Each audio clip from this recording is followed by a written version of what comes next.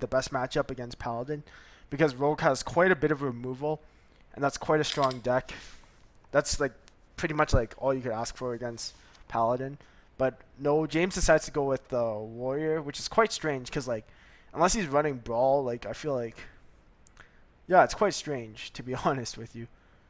So Peter elects to keep the Smuggler's Run in his hand. So James is running what appears to be the Cthulhu version of Control Warrior, which is quite interesting because like Brand just recently got rotated out of Standard, and that's been one of the key cards. And yeah, it's not looking good for Peter because he has mostly spells in his hand, so Smuggler's Run is very unlikely to get any value along with Grim Street Outfitter. Excuse me. and well, Outfitter could be quite strong here, but yeah, hitting 2 minions is okay, but that's giving James quite a bit of information that now he knows that Peter has quite a bit of spells in his hand, which may be a concern to James. So I think we're going to see the Steward of Darkshire, and we're probably just going to. James unfortunately has the Shield Slams, which is great removal. Unfortunately, that it forces him to play off of curve. Well, on the flip side, he could just equip the War Axe, which he just drew, and then just traded. But no, James decides to be even more greedy, and he decides to just play on curve. This is quite strange because Steward of Darkness is pretty strong, knowing what type of deck Peter plays. So yeah, Peter just goes straight for the hero power just to get a free Divine Shield proc. And then Blessing of Wisdom and trade for a free card. Getting a little bit closer to that quest. Ooh, and the Grim Street Outfitter. So Peter elects to pass. And it should be things are looking quite good for Peter. He has the Acidic Swamp Ooze just to counter the Fiery War Axe. And James drew the Cthulhu, but unfortunately, he doesn't really have any buff cards, which is why I feel like Cthulhu decks are very lackluster as Bran is out of Standard, and yeah, so I feel like this deck is very dated, and this may or may not have been a mistake for James to bring. So Peter just goes for the Outfitter and plays like a strong ass Swamp Boost. Yeah, it's pretty value. And a cute, interesting thing is that like Peter's running Wolf Rider, which is pretty good. I think with the buffs, the hand buffs in particular, mostly just for the fact that like he just wants to go face. He just wants to burst his opponent down, and I feel like this deck is so good at doing that. It's quite interesting to see that James traded the 4-1 instead of just going face. Because I feel like you have the shield slams. You don't really need to worry about a 1-1. Because, yeah. So, yeah, Peter top decks another Blessing of Wisdom. Maybe get a little bit closer to the quest. And he elects to trade, which is quite interesting because Blessing of Wisdom you mostly think of going face with. But yeah, so the Grim Street Enforcer is just going to hit 2 cards. And Peter has a ton of damage coming up in his hands with the Dark Iron Dwarf and 6/4 Wolf Rider. So maybe we'll see an Ancient Shield Bearer as Bran is no longer here, so he can't gain 20 armor. But James just wants to remove the 6/6 right away. That's quite understandable. Cthulhu's Chosen coming down. Not so surprising. But unfortunately, Peter's going to get another friendly attack. And oh, we see an adaptation. Oh, I really wish he would use that on the Acidic Swamp Boost. If he gets Wind Fury, that's pretty big. Ooh, Wind Fury, that's pretty huge. I think he's taking that 9 times out of 10. Because you get another draw, and that's just really amazing. I feel that Wind Fury is a bit overpowered for the adaptation, which is kind of why I wish he would just play it first. Play the adaptation thing first instead of attacking first. But regardless, Peter's almost done his quest. And this isn't looking for James. Peter has a ton of damage coming up. I think the Ancient Shield Bearer more than likely has to come up here. Or he could try to Ironforge Portal for a taunt. But that's very unlikely. From what I know, there aren't that many 4-cost taunts. And if James plays Gorehal, he's, as you know, like dead. But he doesn't know that. So the correct play would be Ancient Shield Bearer. So yeah, but I think that just delays the inevitable because Dark Iron Dwarf would make the Acidic Swamp Ooze a 22 damage plus 6, 28 plus the second raise Bruiser, but it's getting Shield Slam, so it doesn't really matter.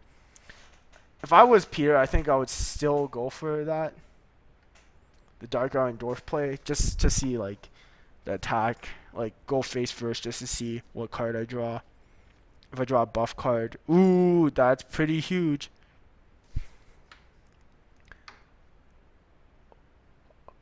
He wants to go face again. I think that's lethal with Wolf Rider. So then, yeah. Peter finished his quest, but unfortunately we didn't get to see the dinosaur come out. What the hell is that? Gavadalon? What the fuck? Well, anyways, yeah, Peter's going to take game 2, and so far this Paladin is very impressive. It's like doing a lot of work against James's deck. So now we're down to James's last class, which is the Rogue.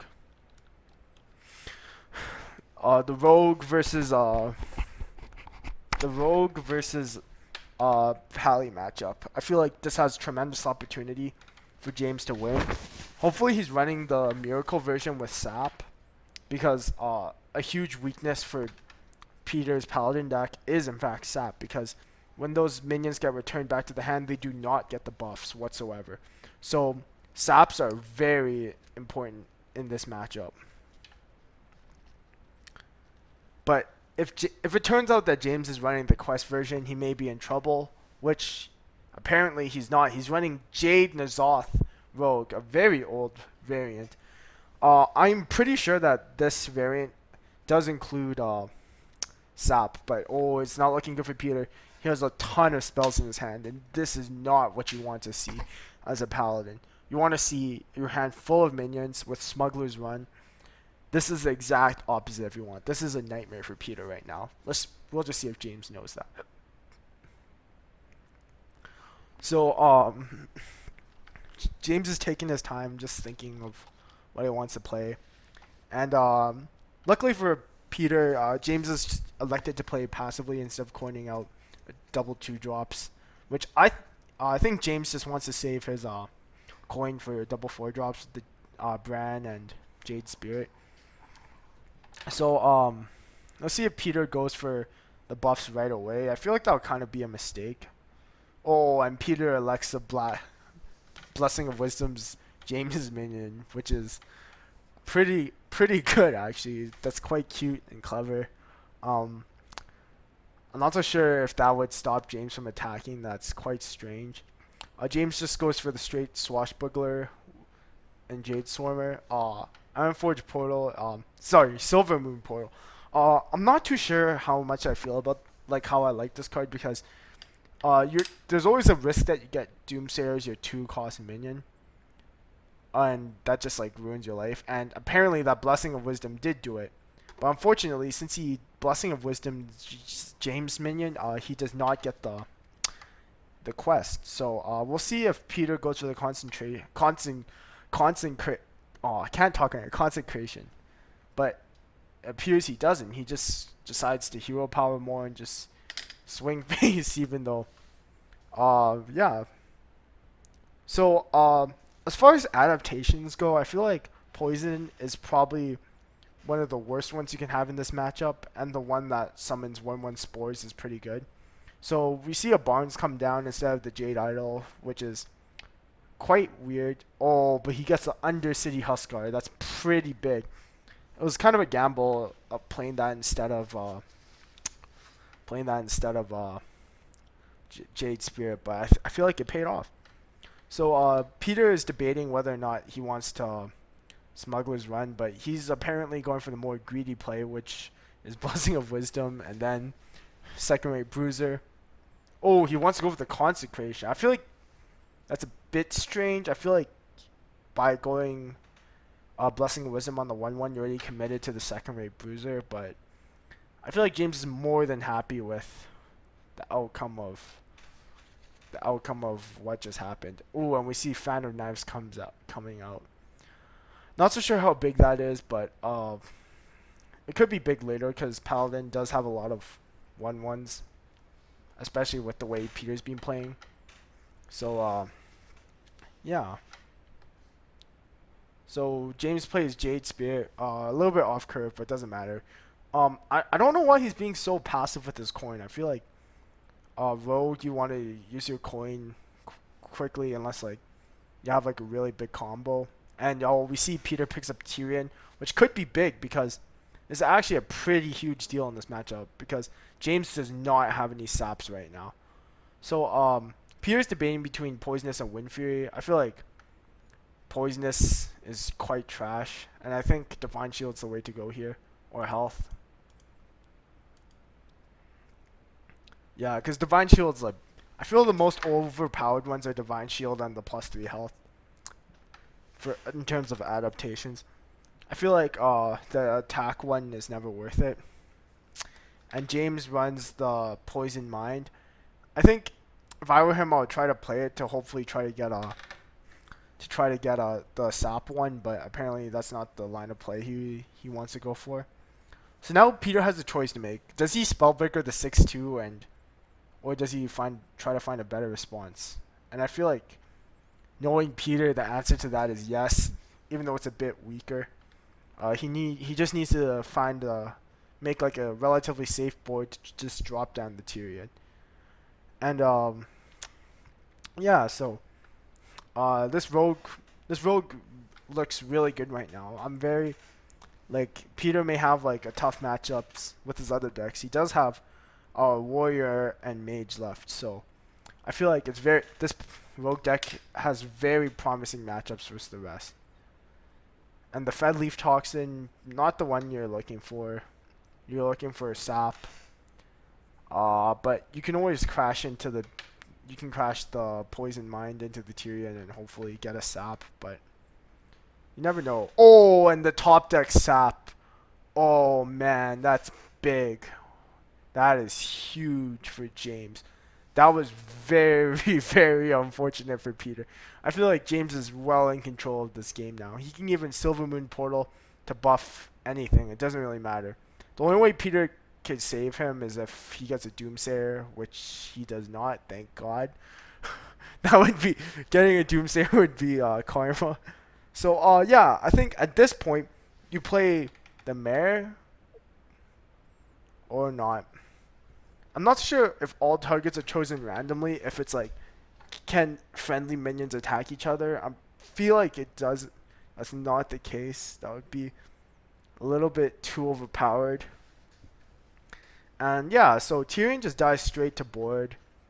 James just trying to figure out the best way to do it. And I really like this play. Play the Blood Mage Soundless Eviscerator, even weapon it, because like health is not an issue right now. Like he has 3 cards in his hand. You're not really worried about anything. Like the only way you lose is if like Peter plays Leroy and then adapts Wind Fury, but that's very unlikely. And you have lethal next turn, so this is looking really good for Peter. And James even stealths with the Fade Leaf Toxin. So yeah, things are looking pretty good, and that is not the answer. So yeah, James pulling out the win with oh, I wish Peter went face before playing that. I think that's a huge mistake. So yeah, oh my god. Oh my god, Peter. Well, that was pretty good, not gonna lie. So yeah, this Paladin deck does go down, and we are going to a game 4. So now, yeah. So that's that's pretty good for James. I feel like this rogue deck is very well designed. I think he's able to pull off the reverse sweep. As for Peter, I feel like maybe the best matchup is the mage if he's playing more of like a freeze mage variant, the one that James hates because James is having a bad matchup versus it. But freeze mage has changed drastically. I feel like the new one's like more satisfying when you win, but it's like harder to pull off. Well, as warrior, I'm not so sure what variant Peter's running because this is like the first matchup of the day. So yeah.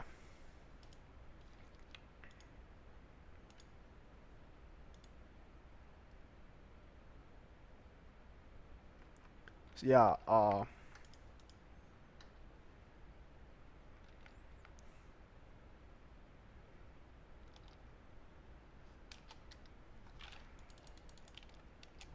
is my Hearthstone frozen? What the fuck?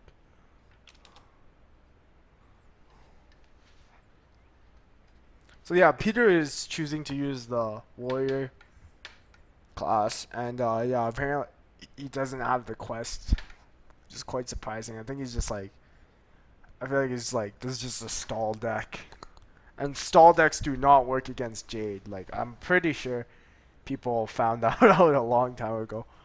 And Peter's quite a skilled wild player, but I'm not so sure if standard is his home. So yeah, this rogue deck is pretty good for James. I feel like this is looking good for James at the moment. So Peter could have slammed the 2-2 just like to avoid like any armor shenanigans, but I feel like he wants to be greedy and get card draw off of it, which is quite strange. So we're more than likely seeing a shield block just play on curve. That's pretty much the only way you can. That's pretty much the only way you can lose. But James is off to quite an explosive start with this rogue deck. This, I don't know if most people know this, but rogue is extremely good. Jades are extremely good against control because Jades just keep getting bigger and bigger and bigger. And I know from personal experience with Jade Druid, but it's quite sad actually how James and both James and Peter haven't really used that many new cards from the expansion. It might be because they couldn't afford any dust, or yeah, to like make any new decks because they didn't have enough dust. So Peter's probably just looking to Doomsayer, trying to get the board cleared, but unfortunately that's going to die to backstab. I feel that like that was kind of a silly play by Peter because it's more than likely he has backstab. So pretty much because like rogues always keep backstabs in their opening hands. Maybe not against warrior, but maybe not against control warrior, but like yeah. So this is quite a bad situation for Peter. Oh, but he gets a second whirlwind. That's pretty big. So he's just gonna slam the 2-3 to get a free card and then double whirlwind. So yeah, I think things have turned around for Peter drastically because of this. The double whirlwind. I'm also sure why he chose to run whirlwind over Ravaging Ghoul. That's a little strange. Is he just gonna pass? What? Oh, he wants to brawl. Oh my god, Peter, that's greedy as shit. Oh my gosh. Yeah, greed is good. Well, I feel like if James doesn't know that, that's quite strange. I'm not so sure if James's like alarm bells is like tingling, but well, that's quite strange. He's shadow stepping the Jade Spirit. Is he gonna play it again? Okay, well, I'm not gonna lie. I feel like James is stream hacking. This line of play is very, very strange. It's very strange. I'm pretty sure that James was like not able to predict that well. No disrespect to James, but I feel like predicting playing around Brawl or double Whirlwind is like pretty unlikely. Well, I never know. We'll give James the benefit of the doubt, but to me, I felt like that may have been a stream hack. Now he's playing the Barnes. Okay, well, we'll see whether or not Peter wants to brawl. I think the answer most of the time is yes, because there's pretty small minions. You have a lot of removal. I feel like brawl's the answer. He's been waiting for a larger board, and yeah. Yeah, and then the Mistress of Mixtures live, which is pretty good. Get some health back. Mistress of Mixtures isn't that good against Warrior. Well, it's pretty good against Warrior, but it's bad in this scenario. So yeah, maybe Peter can come back if he has like a Deathwing or something, or some big minions. And we see Mimic Pod coming out. Oh, when he gets the Jade Spirits, that's pretty big. That's going to create more and more Jade Golems, which are going to be getting harder and harder to deal with as the game goes on. Especially with N'Zoth coming out and Jade Swarmer. So yeah, so James is just going to trade, get the board nice and clean, probably just play double Jade Spirit. That's pretty much everything you want. And yeah, so this is kind of a rush spot for Peter. Luckily, he does get the War Axe. I'm not so sure how good that does. He's just going to slam for a card. Oh, and Peter does run the Deathwing. This is a really great card in this matchup. I think, oh, and he gets the Ysera, but it probably doesn't matter. It's probably just a 1-1 taunt at this point, to be honest. So, Deathwing's pretty big. Hopefully, Peter can be a bit patient with it instead of just playing it next turn, because, you know, you don't want to like waste all your removal. Deathwing isn't that good mid game. It's like pretty good like late game, which is like what I think Warrior's aiming for. And it's quite interesting to see Peter pick Warrior. He's pretty much like this variant of Warrior, like Control Warrior, because Justicar Trueheart got removed from Standard, and it's not as easy to just like, you know, just hero power, gain armor. Yeah, it's quite strange.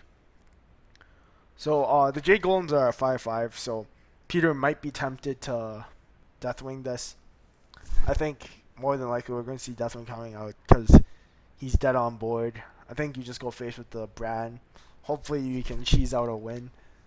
But ooh, James Shadow Steps. I feel like if he plays it again, he may be in trouble, but he's scared of more removal. I feel like James is playing around Brawl at this point. I think if I was Peter, I would try to play a bit patient. Yeah, maybe like, yeah, Dream the 5/5. That's pretty good.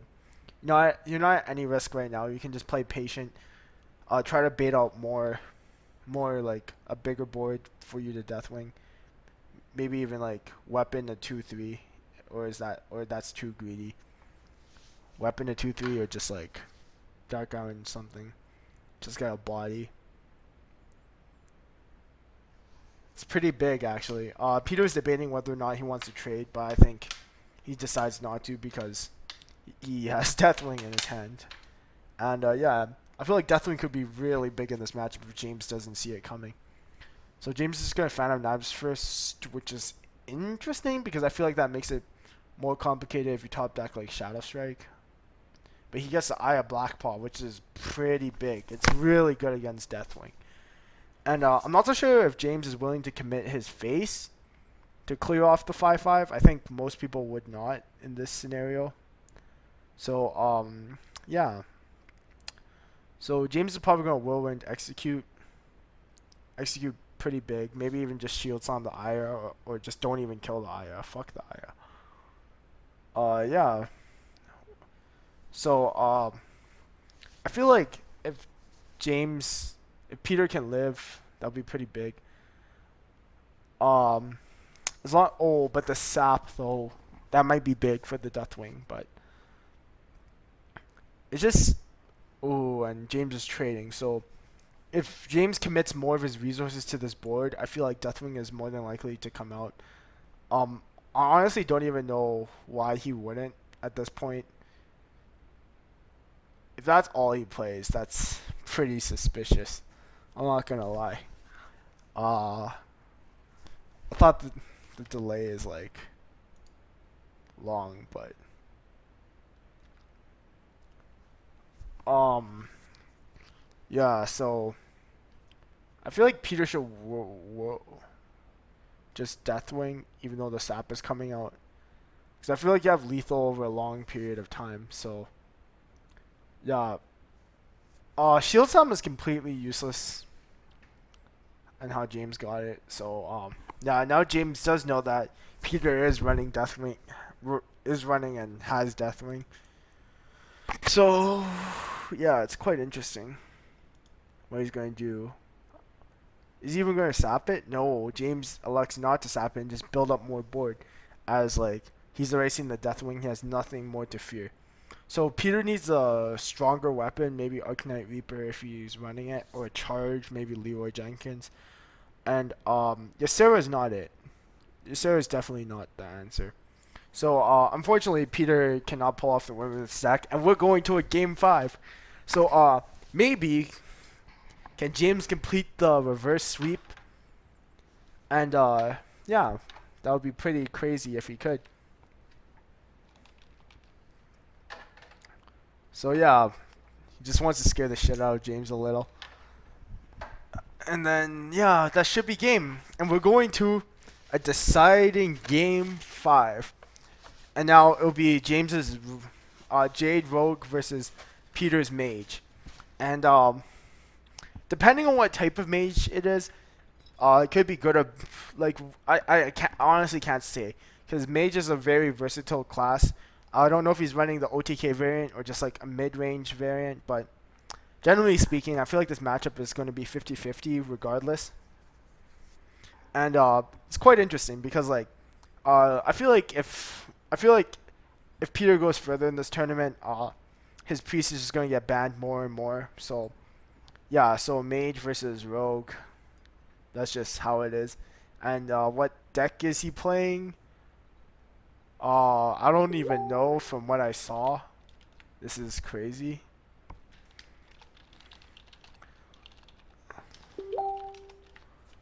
Okay, so then yeah. What the hell? I don't even know what deck he's run. Okay, so I feel like this is just a mid-range mage with like a Peter Flare with the golden Leroy Jenkins. Damn, looks pretty good. Um, so I feel like this matchup is like 60%, 60-40 for like the rogue. Mostly just because like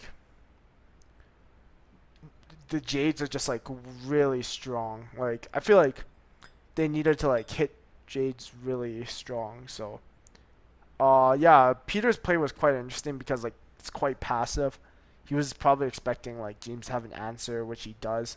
So I'm not so sure if we see if we want to see the effigy go down or just double. That's committing quite a lot to board. This is actually very weak to Jade Shuriken and Backstab. So James wants to play Barnes. Wow. So I feel like that's quite strange because that gives Peter time to develop an effigy, which could be big. So I kind of... Ooh, and he gets a Jade Swarmer. Wow, that's pretty big. I feel like this rogue deck is a force to be reckoned with. Oh, okay. So then we see an effigy come out. If James wanted to play around the secret, he would attack into the Mana Worm first. But James doesn't know what it is. So he's playing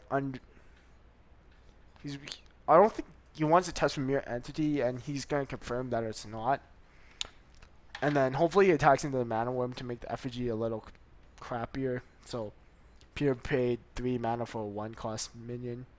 And that one's not that bad. So I feel like James is in really strong, like has a really good control of this game at the moment.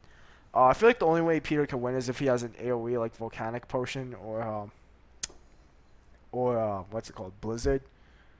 Uh, this is pretty much just a basic mage deck.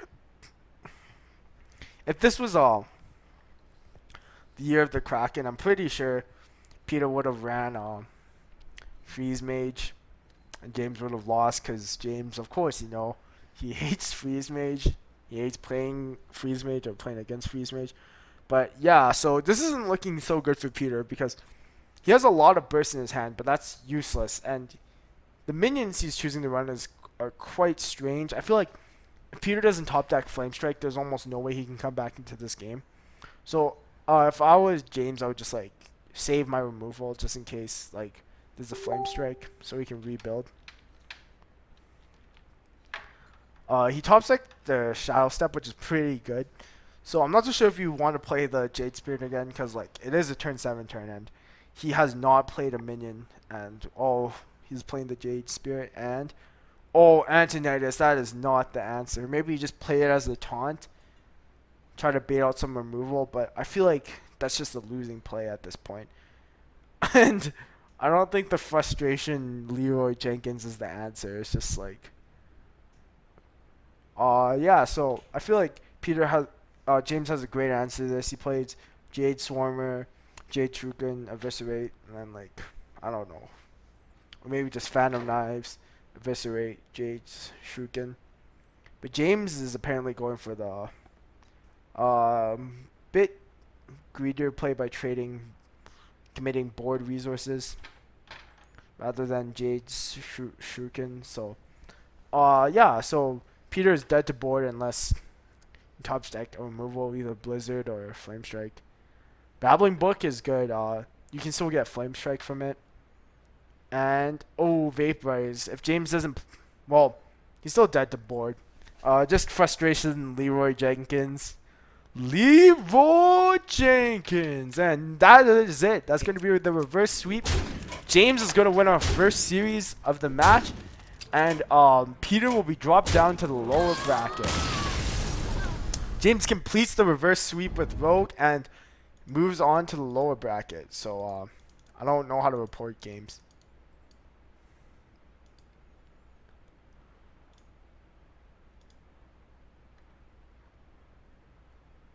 Okay. Yeah. So.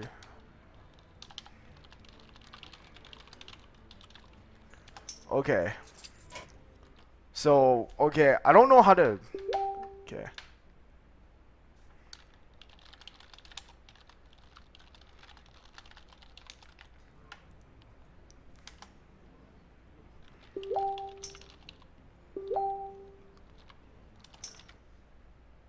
Okay, so now James will be moving on to the semifinals to play Martin, or I don't even know, man. This is fucked up.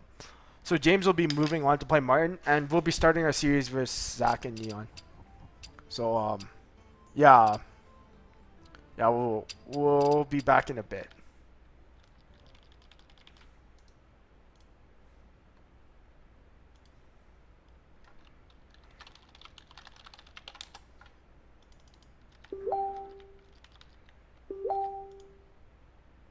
Okay, so yeah. Okay, so we'll be starting Zach and Neon soon. I don't know what Zach isn't currently on BattleNet, so just wait. Wait for a bit while I try to figure out how to edit the stupid bracket. Holy crap. Oh, I had to make an account. What the hell? Okay. I have to cast this shit.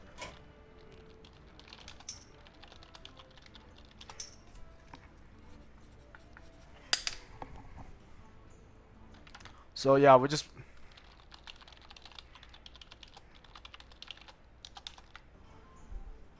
So yeah, we're just waiting for Zach to tell me his classes, and we'll get bans on the way.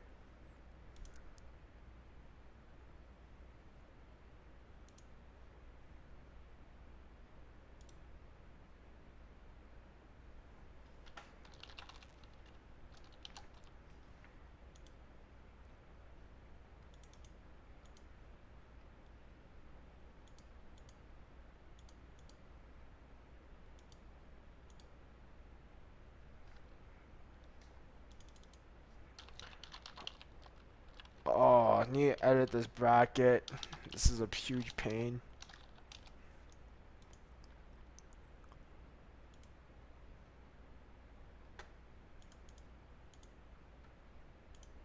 Okay, oh my gosh, this is cancer. Okay, okay, did Zach tell me? Okay. Okay. Okay, wait. Okay, chill. Okay. Neon needs to chill right now. Okay. Okay. Okay. Okay, I can't type. This is a pain.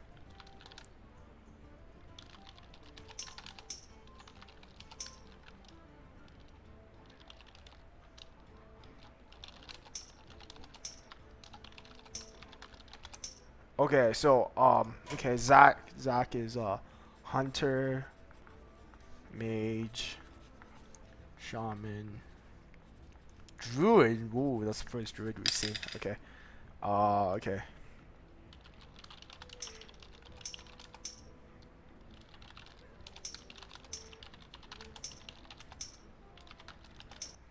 Okay. You. Okay.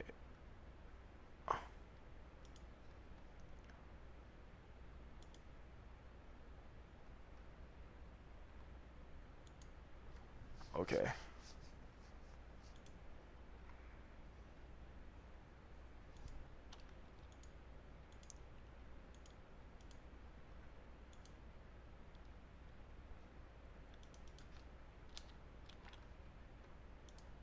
This is cancer. Oh my gosh, I hate this. Hate this shit so much. Okay.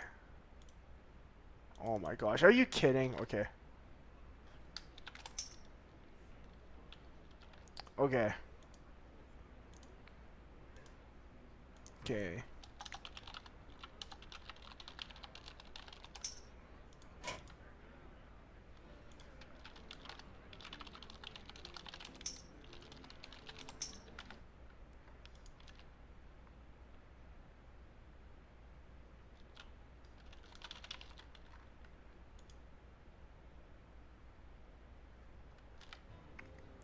Okay, so yeah, now we're just waiting for them to start. Oh, they both banned each other's mages. Understandable.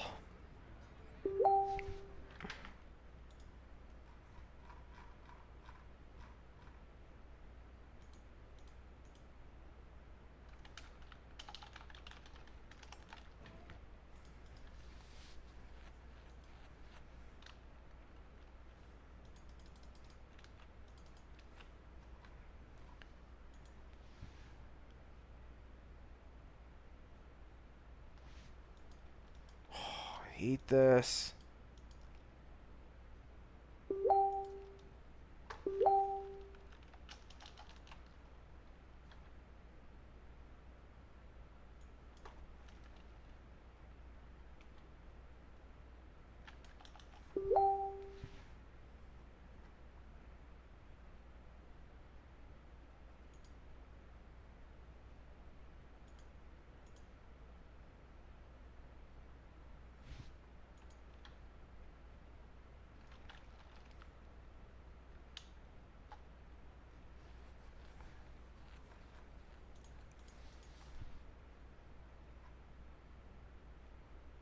Okay, just... Oh, okay. Zach is being cancer, so... Yeah.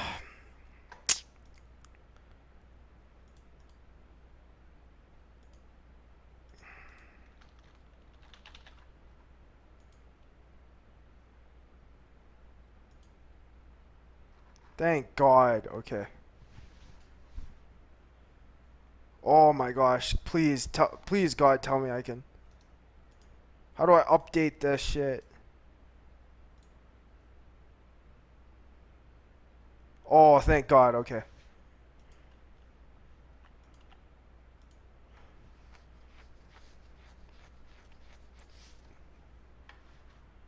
Okay. Oh my gosh. Okay.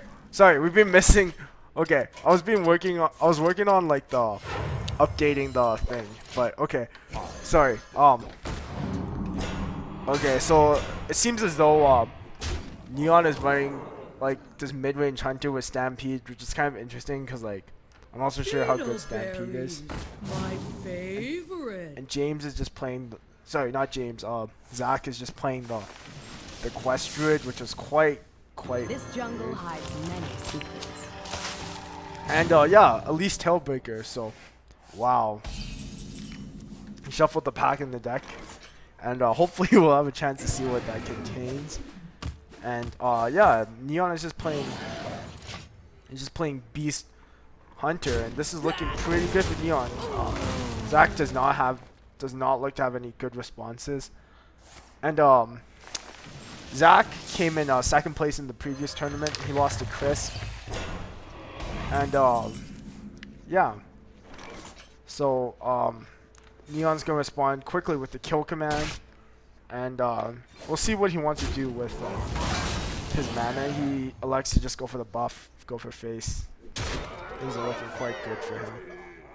So I feel like if I'm Zach, I'm going with Nourish, but he wants to go for Lunar Visions, which is kind of weird.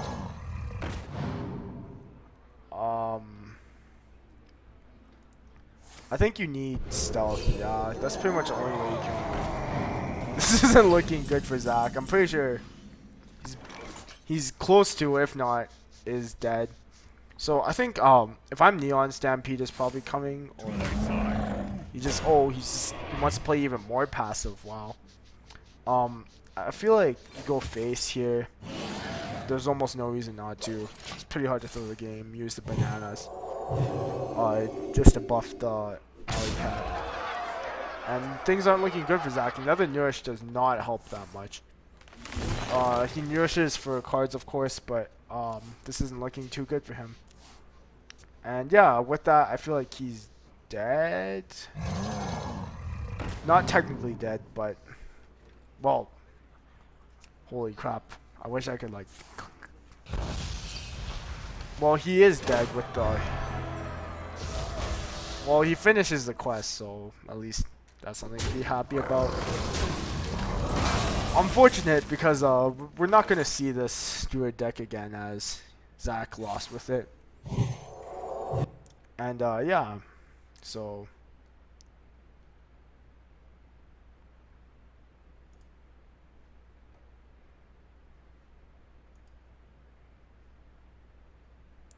yeah,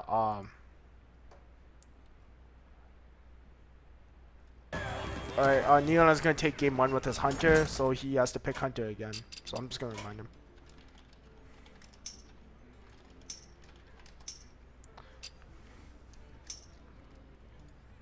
Okay, so then friendly reminder to Zach.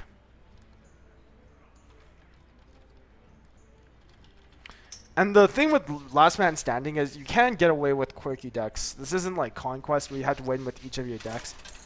This is Last Man Standing. Rexa versus Jaina. You asked for it. Let the hunt begin. Well, there's a problem. Neon banned the mage.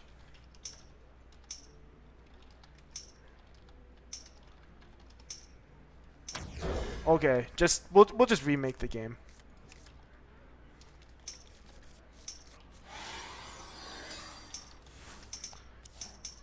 You win this. Yeah, we'll just remake the game. I'm pretty sure that was just a misunderstanding. Both players banned their mage. That's quite strange.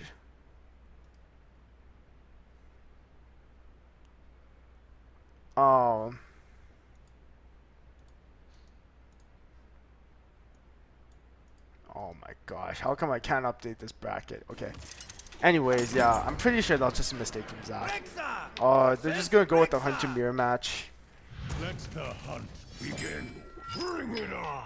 And that's kind of unfair for Neon, but you know, whatever. Mistakes happen.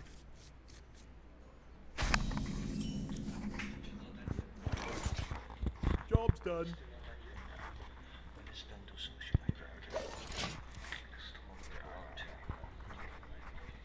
So yeah, Zach is running the quest, And I'm pretty sure that this is probably like one of the most like lackluster rewards out of all of them.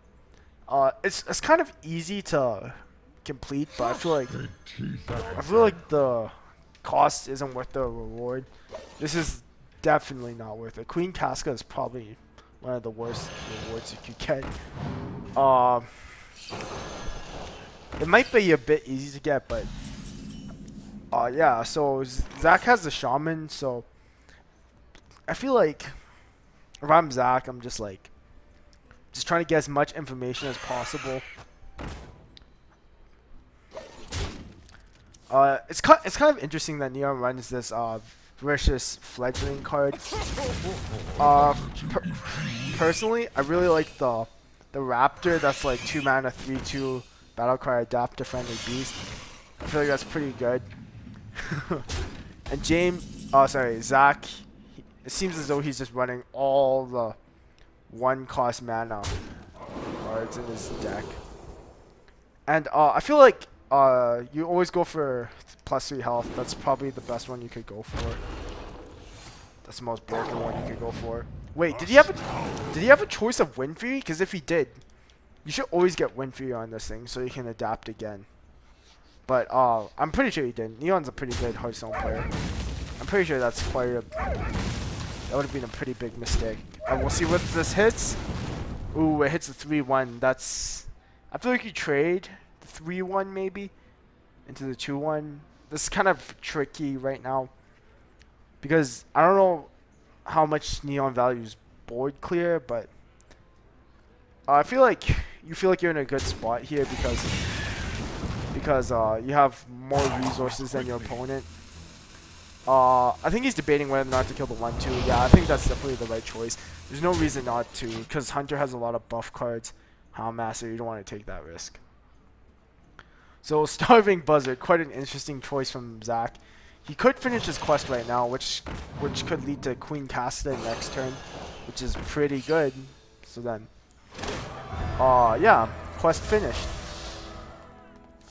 And we'll see if Queen Casta, how do you pronounce this? Carnassa, can do work. So yeah. I think Poisonous will be good because you know that he has the Queen Canassa thing. So yeah, Poisonous I feel like is a bit too unbalanced, to be honest. It's probably like one of the best adaptations you can get.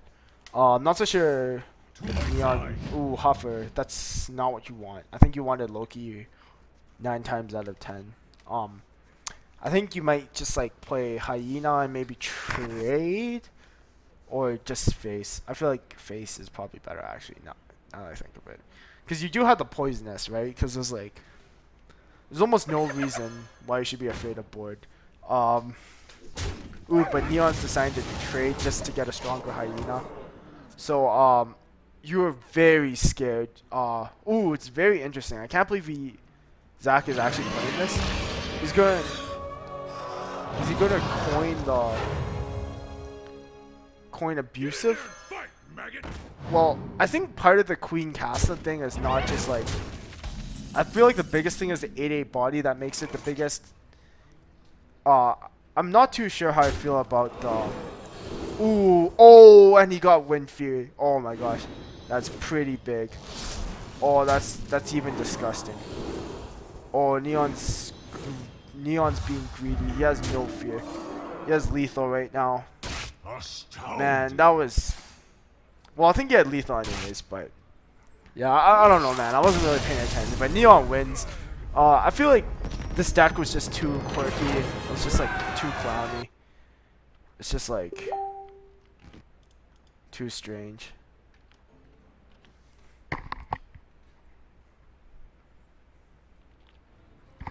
So yeah, so now Zach is stuck with his last class, which is Shaman, and yeah.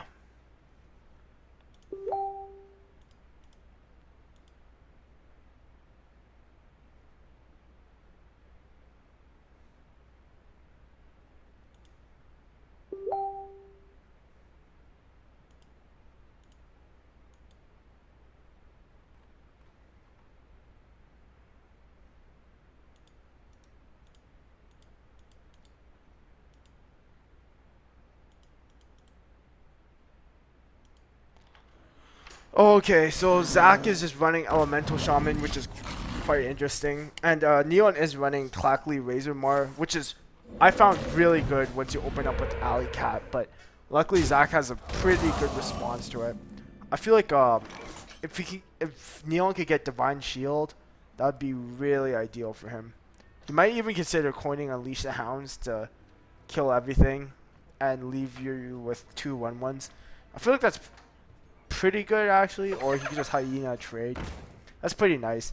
Now that I think of it, Neon has a lot of options. Well, Zach is playing like he has to play more responsive because Neon's deck takes control so early and so often that it's pretty hard for Zach to come up with a good response. So Igneous Elemental, I'm not so sure if that's the answer. It's not really a good answer to the board, and Craggling Rockmart does not make it any better. I think you take +3 health every time. That's pretty much the most broken adaptation. That's just like, I feel like they need to change that to 2 because that's way too unbalanced. I think there's no reason to take any other adaptations unless like the situation fits. So Zach is gonna play a 4 mana 7/7. That's pretty good into response to the Hyena, but I feel like Neon has like the perfect answer again, just because. Ooh, and he even has. Oh, why does he run 2 of that? That hurts me, Neon. I feel like 2 of it is like very redundant. I feel like it just like, yeah. It's good now, but like I feel like in general it's just like. I feel like Zach should just play the Lightning Storm just to kill it, because this thing's a huge ass threat. But, ooh, wow. Zach is going with a greedier line of play, just to play all his entire hand.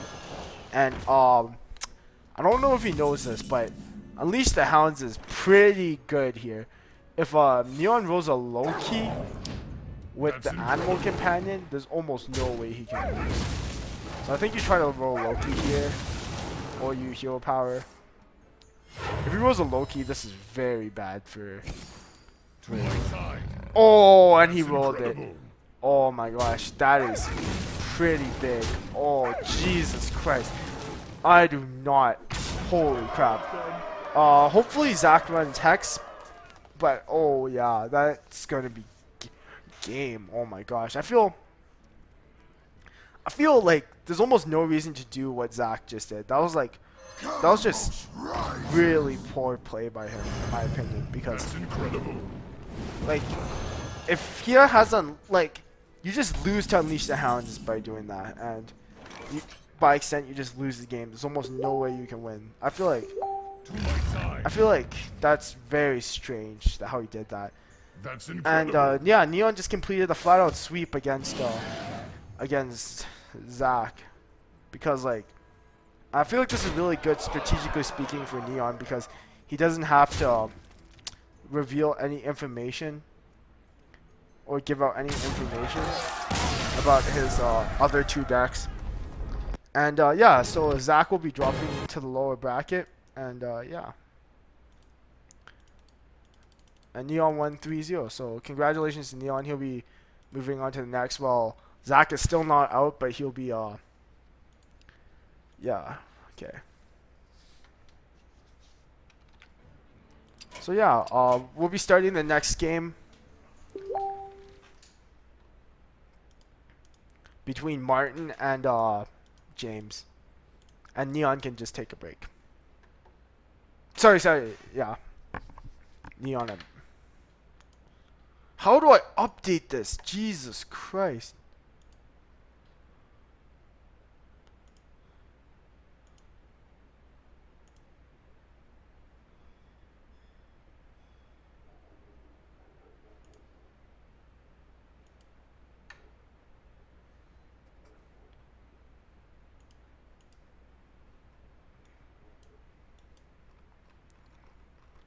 Okay, the bracket's not working, so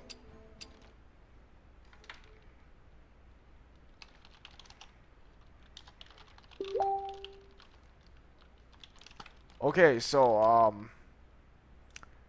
okay. We'll just be waiting for Zach and Martin. In the meantime, we're just gonna take a little bit of a break. So yeah. Please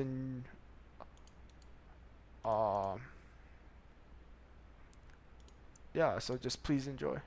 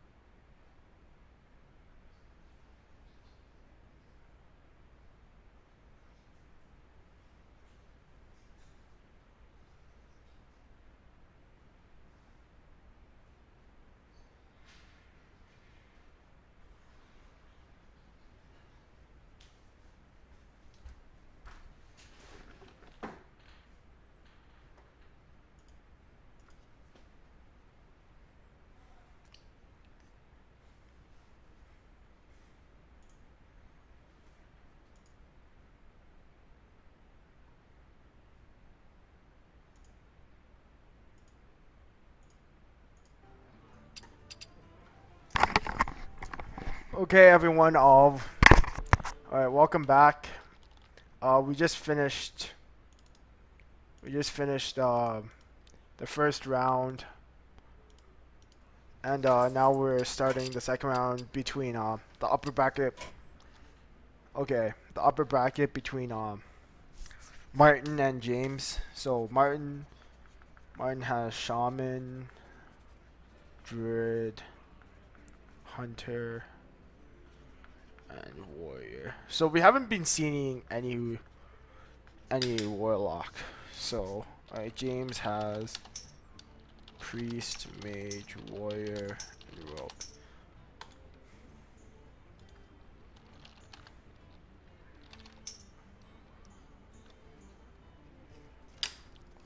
Jesus Christ. Okay. Okay, so Martin has Shaman, Druid, Hunter, and Warrior. Ban one. So it'll be interesting to see what Martin bans. I feel like after watching that reverse sweep, you might want to go with.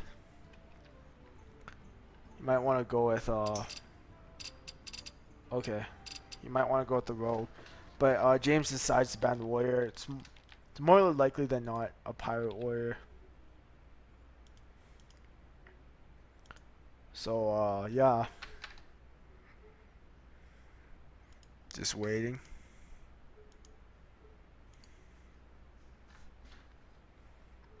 Pranav is still not on Skype, so I guess I'll be continuing this by myself for a while. So now we're just waiting for James, Martin to tell me what he's banning.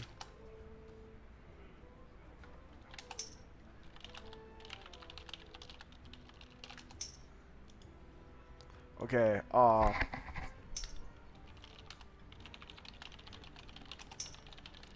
okay, so Martin banned the James's Rogue and James banned Martin's Warrior. So then we're about to start soon, so yeah.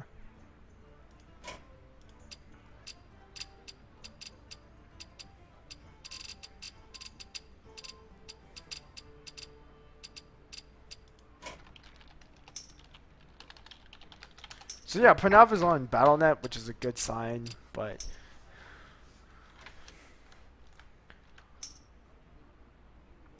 okay, so yeah, this game's starting right now.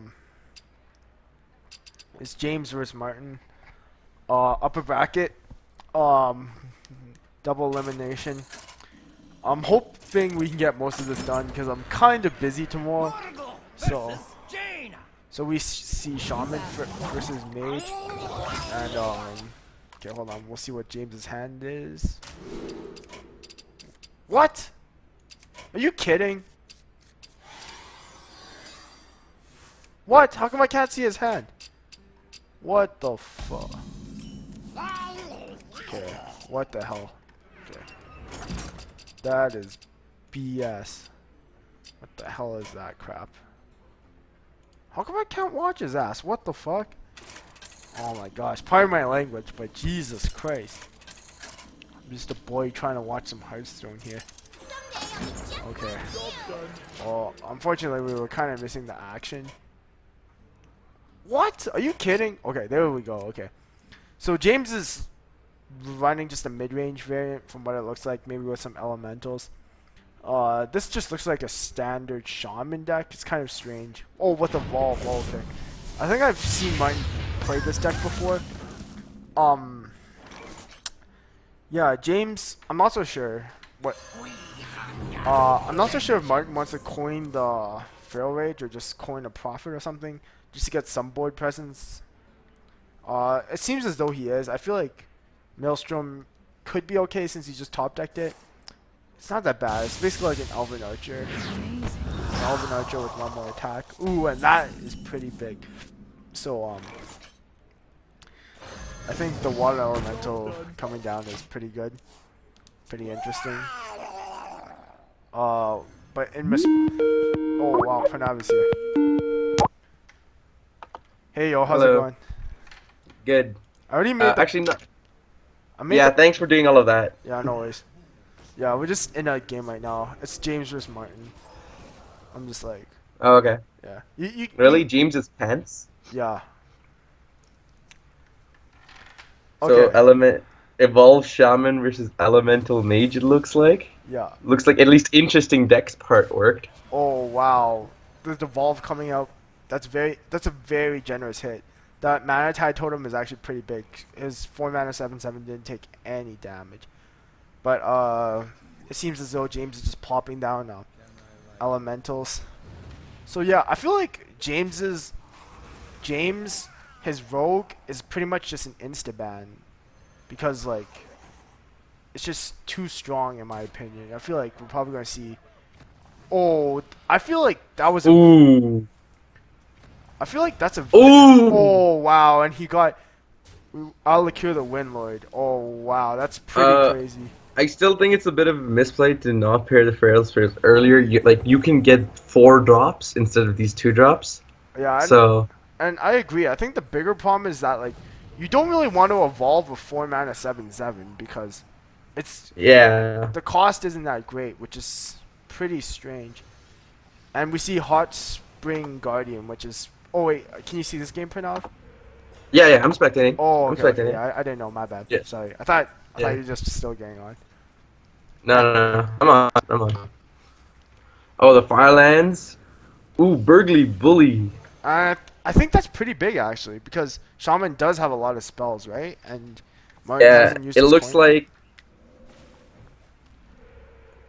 Okay, it looks like, is he just gonna pass? Yeah, he is. You need that spell damage to him to even risk trying to take out the Burgly Bully.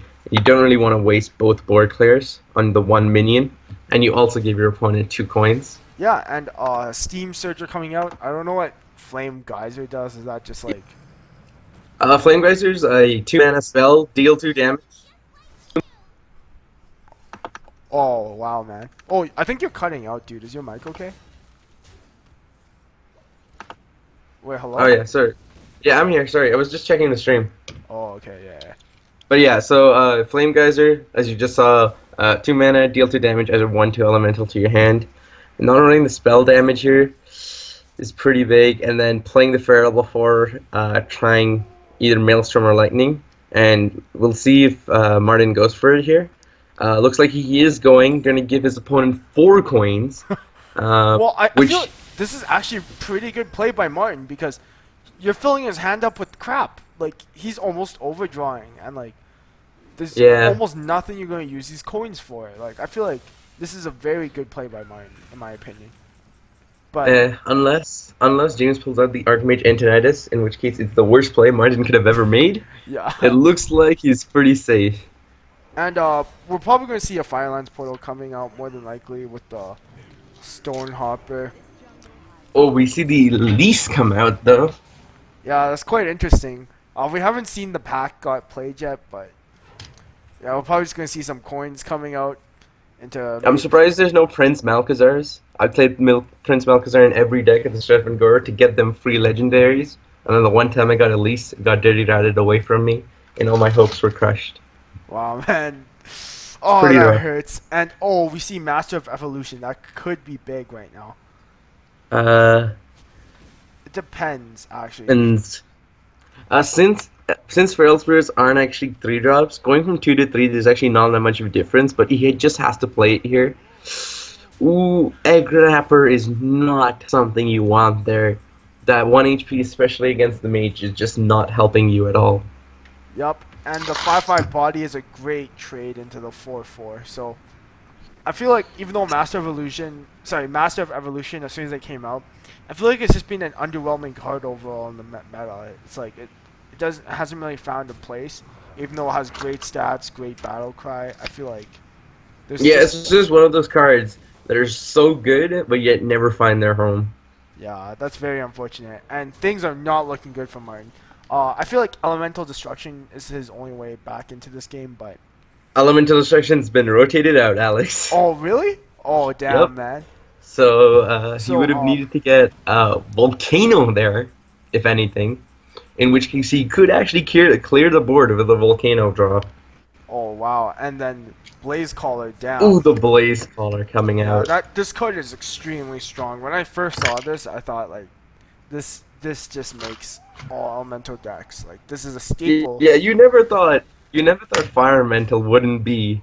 You never thought there'd be a better Fire Elemental, and it wouldn't see play. And here we are. It's a better Fire Elemental, and it basically makes the Elemental deck what it is. Yeah, and this is not looking good for James. I feel we need a. Oh my God, the Volcano top deck. Oh, this That could be just a- big. Oh, and this is Oh. really big. Oh, that top deck was so huge. But unfortunately, but it didn't it's- kill enough. Oh, too little, too late. Could have been amazing, but It could have been amazing if James had played Spitseer Hydra, the new 5-mana 8/8 that deals 3 damage to your hero each per damage it takes, and then you do Volcano and it's actually GG because that's 24 damage. yep. And for those just tuning in, this is upper bracket semifinals. James just reverse swept Peter with his rogue deck, and James just Martin banned out James's rogue deck, and now Martin has got his warrior banned out, and now he's down to his druid and hunter. And since this is last man standing, James does have to continue to play with the mage. So, which class do you think is a better matchup for his mage, druid or hunter? Well, it appears as though Martin elects to go with druid. This is the quest druid, so it's quite interesting, this choice, because I feel like this quest is quite hard to pull off, but the reward is definitely worth it. What do you? I don't know where Pranav went. Okay. Anyways, James is going to open off with Mana Worm, Coin, Bookworm. I think this is a very good start, seeing as though Martin doesn't have any doesn't have any Wraths in his opening hand. So yeah, he's just going to try to hero power down. It's interesting that he's running Eye of Blackfall with this quest, so it's quite strange. I'm also sure.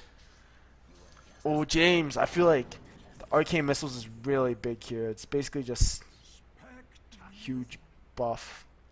Honestly, I feel like even like the saving it for the 3 mana 5/1 is worth. I feel like the long neck isn't that good of a card, to be honest. No matter what you get, even the stealth isn't that good because you're screwed against Arcane Missiles. But I feel like you still have to go. Sorry, Alex. I just had to step away for a second there. Yeah, no worries. Oh, but luckily he's going Ooh. for Volcanic Might. Well, if I were James, this is definitely an Arcane Missiles turn. Even if you get unfortunate hits, I feel like it's not that big of a deal. You just need at least one hit.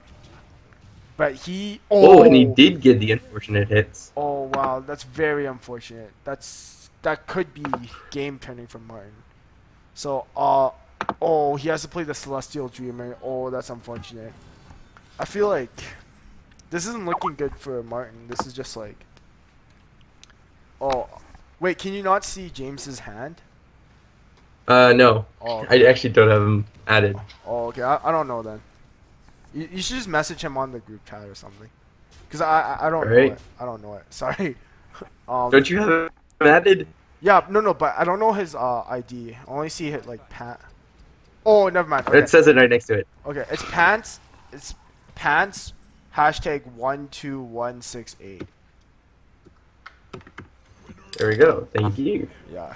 Oh, the total Yashon Saber without the Elemental. You never want to play that card without the Elemental. But here it looks like James is just pushing for tempo. And we see the Moonglade portal coming out. Yeah. I think if I were him, I might go for the Black Paw. But you don't know what burst the mage has. But it doesn't look like to be a lot. Meteor's pretty good actually. I feel like it's a little overkill, but it's like not that bad. Alex, how else are you going to beat them Ultrasaurs? Yeah, I know, right? I feel like we see at least a Tailbrazer coming out, putting the pack back into the deck. Ooh, he's electing to go face. It's kind of strange though, because Yeah. he doesn't really have lethal, and Moonglaves is pretty big. Ooh, and he gets the quest. Oh, high main. That's the best you could. That's all you could dream of. Oh, and we see the Ungrow pack. Will That's the James first open time. it? That's the first time we saw it today. James, That's add pretty me. sick. I want to see the pack. I'll tell you what he gets. Oh, and he goes for. Oh, he's. Oh, He's going wow. for I feel AI. I feel that's actually a misplay because you can actually get some pretty powerful legendaries, and you want to play it before Arcane so you don't fill up your hand. Because now we can't play the Ungoro pack. Yeah. Well, he did top deck Sorcerer's Apprentice, so. That's actually not bad, but I don't know. I guess I just want to see the pack, man. Yeah, me Like too. I've had pretty bad pack luck this expansion. Actually, no, pretty bad. Like it's been good. I got a golden legendary, but it was Lyra, and Lyra I experimented with it. It's not that great. Yeah. Oh, it looks Rest like in peace, priest. James is gonna open the pack. Is he gonna open the pack? Oh no, he chooses to pay. No, he wouldn't open the pack because he would have milled. Oh, that's true. It's 5 cards, right? Yeah, exactly. That's Oh, what I was wow. saying. You do the pack and then you do the intellect instead of wasting the ping there. Oh, But yeah, looks that's like true. we're gonna see some Jade action taking place.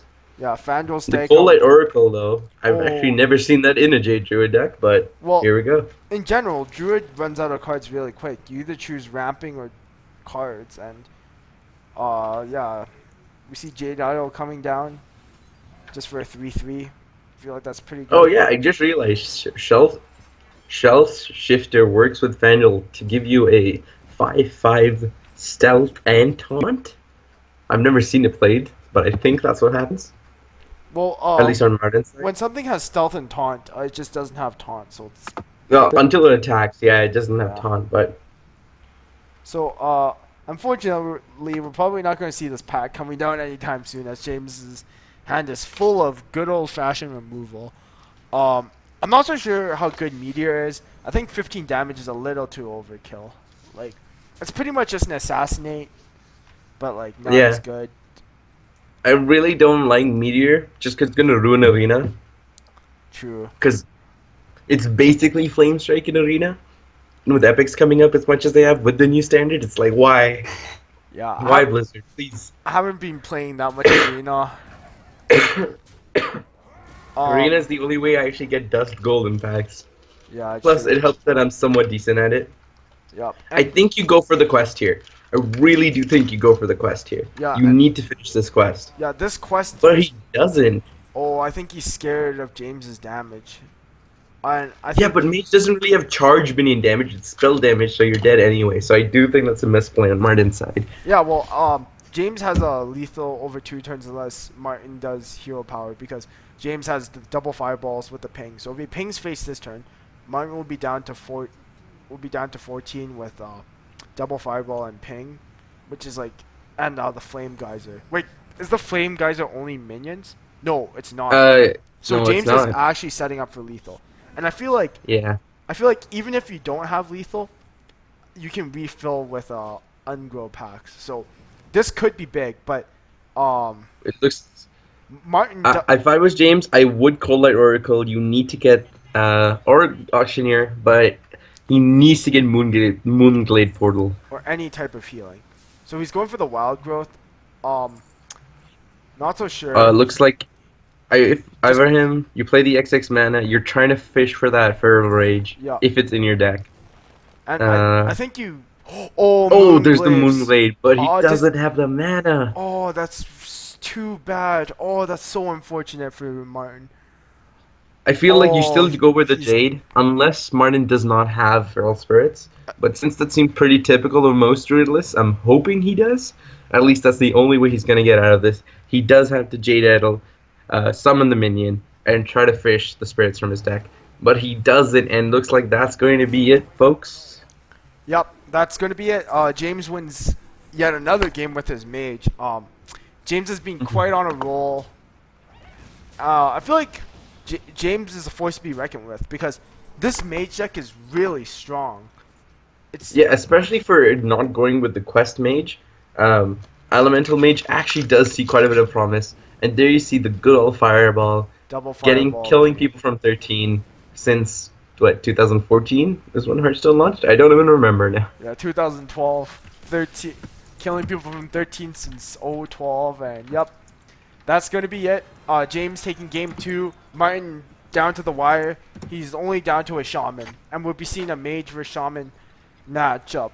Classic matchup, if I do say so myself.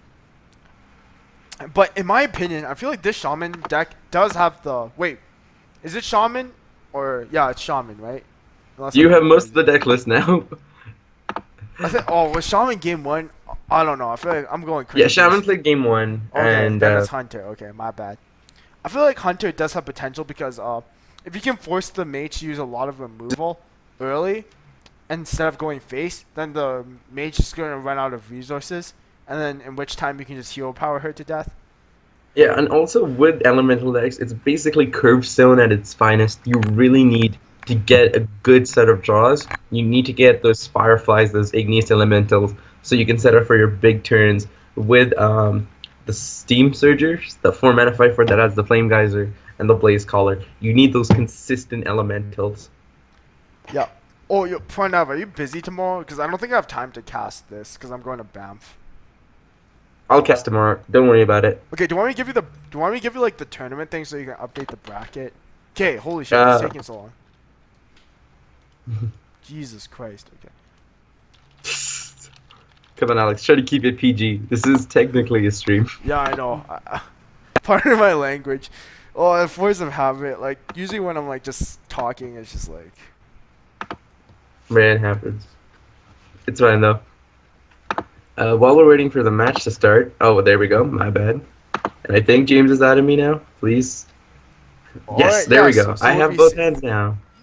Oh, and James Oh, is the running a ton of burst, and Martin is not running the quest variant of Hunter, which is pretty good because I feel like the Raptors just completely lackluster.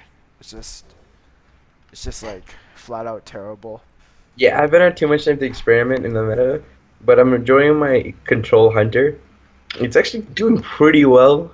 I climbed Oh, from like 20 to 16 in like 4 matches just with straight win streaks, and then I got challenged by like 3 random people, still took them down. oh, Also, I feel like even if you're not running the quest, Toby Warden is such a good card. You draw those low cost minions out, leaving you up for your high draws.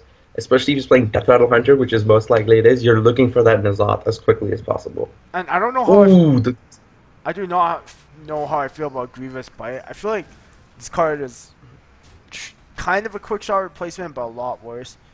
But fortunately, it's pretty good here. But luckily, James has the Igneous Elemental. It's not that big of a deal. it's Ooh, ooh. but the adapt, it could be big. Poisonous is really good here. Poisonous or the attack. I think you take Poisonous every time. I feel like Poisonous is like the most OP adaptation. I feel like it shouldn't even be an Well, adaptation. when my games would have realized is you play the Savannah High main, no one kills it because it's a Savannah High main. You adapt, and once I got Wind Fury and +3 attack, Oh, and that's disgusting. you know that equals 18 damage. That's crazy, yo. Oh, the deadly shot.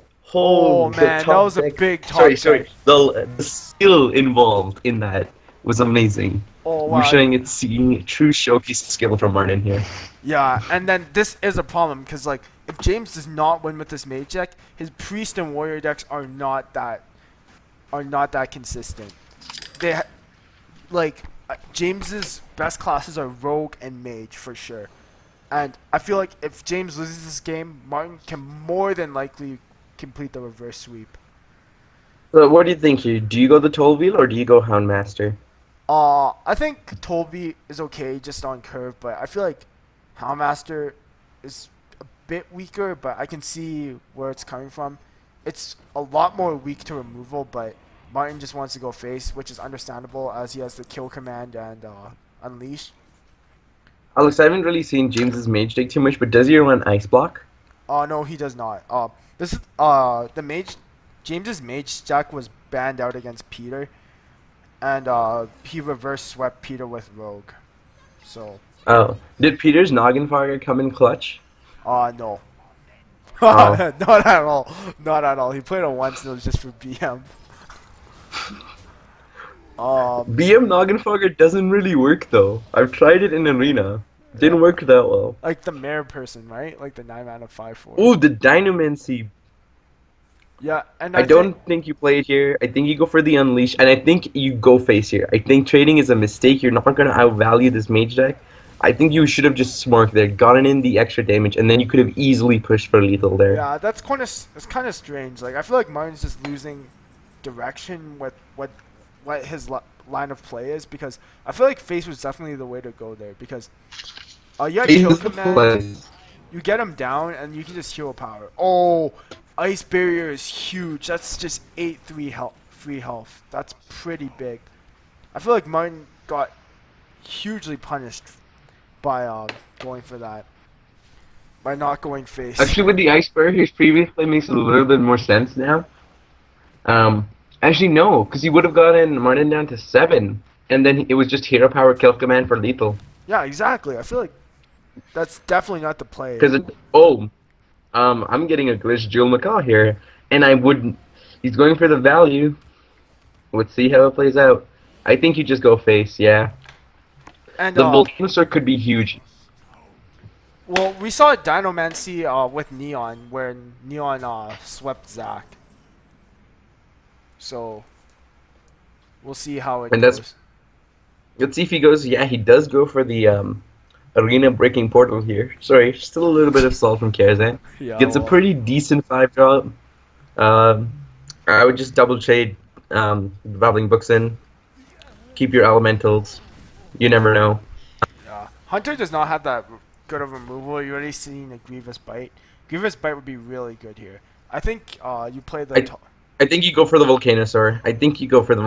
Try to get that stealth and Wind Fury, and then use Dynamancy next turn, and kill command, and there you have lethal.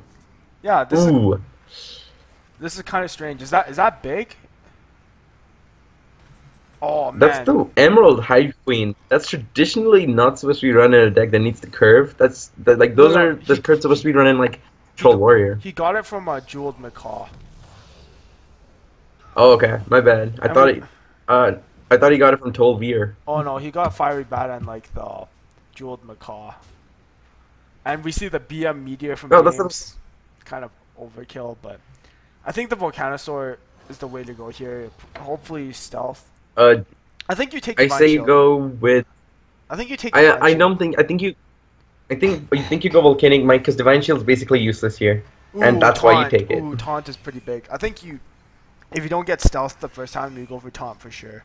You definitely. What were his options the second time? He clicked through so quickly I couldn't even see. I think he wanted taunt no matter what. I think taunt's the way to go. Ooh, Twilight Flame Caller is pretty big. Oh, We'll see what the ones hit. ooh. Oh, that's unfortunate. Oh. That's really unfortunate for James. It looks like he's anyway most likely just Oh, gonna for trade what? everything in. Yeah. So not that big of a difference. Yeah. Oh, he actually takes a 3/6 away. That's interesting. Wow. He's trying to go for the Mana Worm, but he doesn't really have the spells to back it up.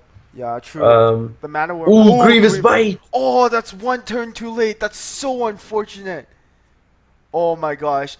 And Raptor Hatchling. I feel like the Trollville Warden is good with Raptor Hatchling to try to get the 4/3 from your deck. It just makes it a lot better. But ooh, this is really big. Oh, but he's So not this is gonna playing be a around Flame Strike turn. Oh my gosh, this is definitely Flame Strike. Flame Strike ping. Take control of this game. He has one card in his hand. I feel like you're doing that every time. I think it's just top deck now. I think as long as Martin draws a beast, he's fine. I think his second Joe Macaw could be huge here. Yeah. Oh, but James is going for the temple play. He just wants a body on the board. I'm scared for James right now because the hero power is pretty strong for him. I feel like he didn't want to kill the Hive Queen, which is kind of strange. Oh, the adapt. Poisonous. Poisonous is really big here. Oh, no. Oh, Wind Oh, Wind Fury, he's going for the Smork. Oh, man, this is big. He's going for the smoke with the kill command. I think it's kill command every time. Oh, he wants to save it. He wants to save it. I think you have to go for Flame Strike. You have to go for Flame Strike. Clear as much as you can. Oh, maybe. Oh, Arcane Missiles The is missiles. big. That's actually a huge draw. Oh, and it does kill everything. This is huge. Oh, this is a really neck-to-neck game. Oh, man. This is hunting- the top deck.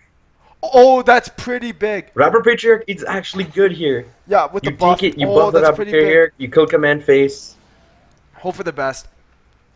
I'm not so sure if kill command was needed, to be honest. I feel like, well, I think it gives you more outs. Oh no, that wasn't played. Oh my gosh, I feel like you played this. Oh, this is top deck time. Animal James has Companion. a 1 in. I mean, Martin has a 1 in 12 chance to win. Animal, There's that second Animal command. Companion. Huffer. Here we go. Huffer. Huffer Oh, will he do does it. the BM. Misha. Oh, that's the Ooh. worst one he could have gotten. Oh, but he still has a chance. He still has a chance. He's one off. Oh, but with the nope, Flame that's the Geyser, that's game. lethal. Oh my gosh, the top deck. Oh, and that's gonna do it for Martin. Oh my goodness gracious. Oh my god, that was a crazy game. James 3-0's Martin in style, but if that's probably one of the best ways you can go down swinging. Am I right? Martin just got sort of pretty unlucky that game. He just couldn't get that continuous board presence to take down that mage. Damn. Alright, I think that's it for today, Alex. We can go one more if we want. Is Neon vs. Frank the final? Oh no, I set up double elimination. Oh, okay. I kind of want to get like, I don't know, man. Where's Neon? Can you link me the bracket really quickly? Yeah, sure. Just so we can pull it up, or pull it up on stream. Either way. I sent it on the thing. All right. So yeah, can you message Frank on Okay. Facebook? Sure. Okay. So we just had Martin and James, and now it's Frank and Neon. Yeah. So Guys, I'm going to take a 5-minute break. I've kind of been like doing this like for like the past 2 hours, so I'm just going to take a quick bathroom break. We'll be I'll be here. Yeah, Pranav will be here, so yeah, so can you guys just hang tight, and yeah, we'll see you in a bit. Alright, so 6-player double elimination.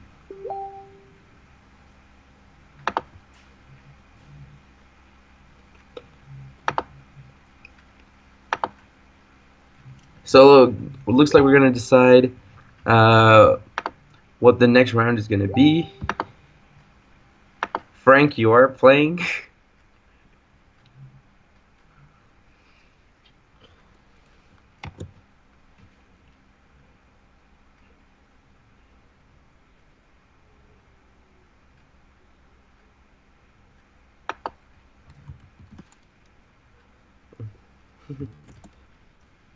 Wow, Neon. Neon here is playing League, so it looks like we're going to be taking a quick break on the stream here for a bit until we get the next match sorted out, so we'll see you then.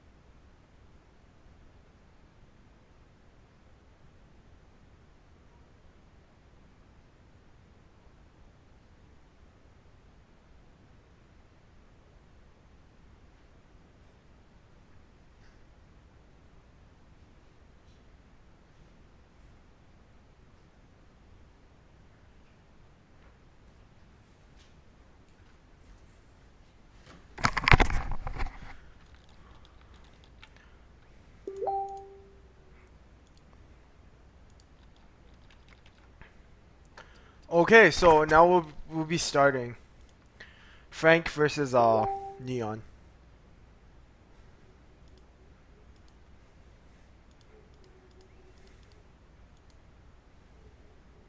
So yeah, James moves on to round the semifinals. Shoot.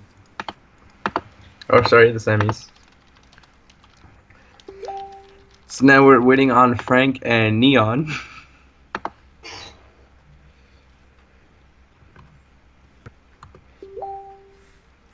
Okay, so yeah, Frank got a bye.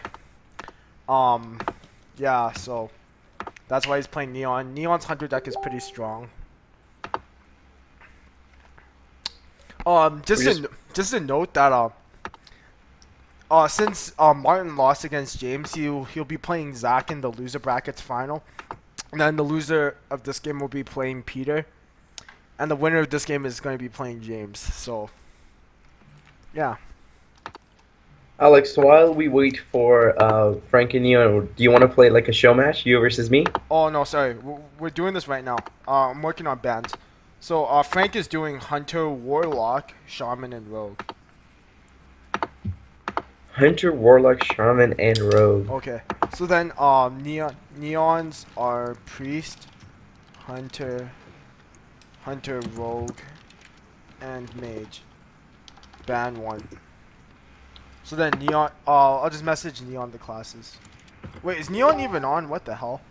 Neon's on. Frank wasn't actually sure if he's gonna be playing or not, so we gotta fix that. Figure that out. No, I already messaged Frank.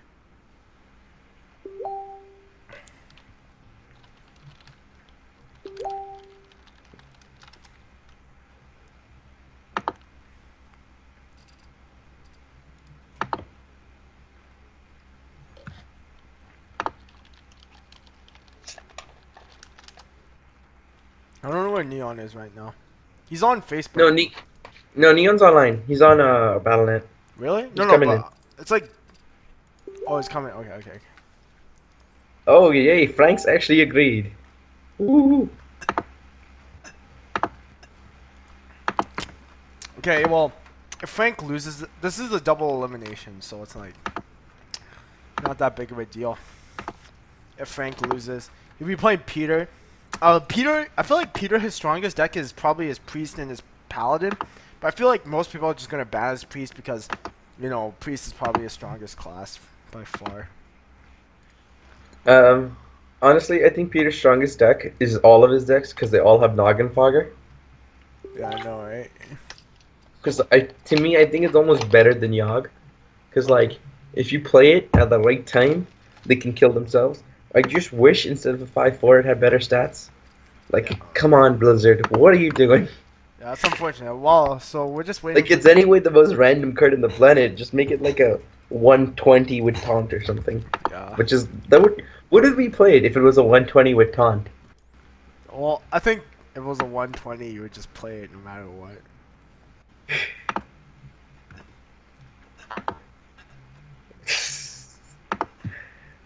So we're just waiting for the match to start, and we're gonna get the bans in. It looks like Rogue and Priest have been pretty good decks so far this expansion, but then it always just depends what variant our team's running. Sorry, what variant the competitors are running.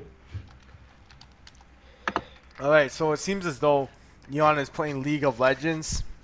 And he's updating Hearthstone on his second PC. My internet's nowhere that capability. I cannot do that, but as for Neon, I'm sure he's more than capable of doing that with his internet speed. Because he has a neon connection. No. Get it? Like, something to do with elements? Because his name's like that. Never mind. Bad jokes. Sorry.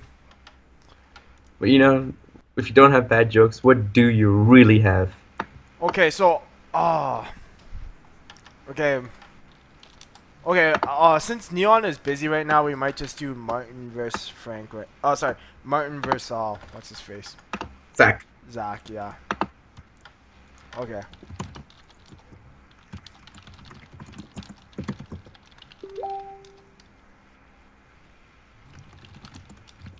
So yeah, we're doing Martin versus Zach. Both people who got swept versus their respective Shh, Alex, don't make them feel bad. partners. So I think it'll just be good for one of them to get a win. This is a loser brackets game. So yeah, we'll see where I don't know where Zach is. Oh, So Alex, how are you enjoying the expansion so far?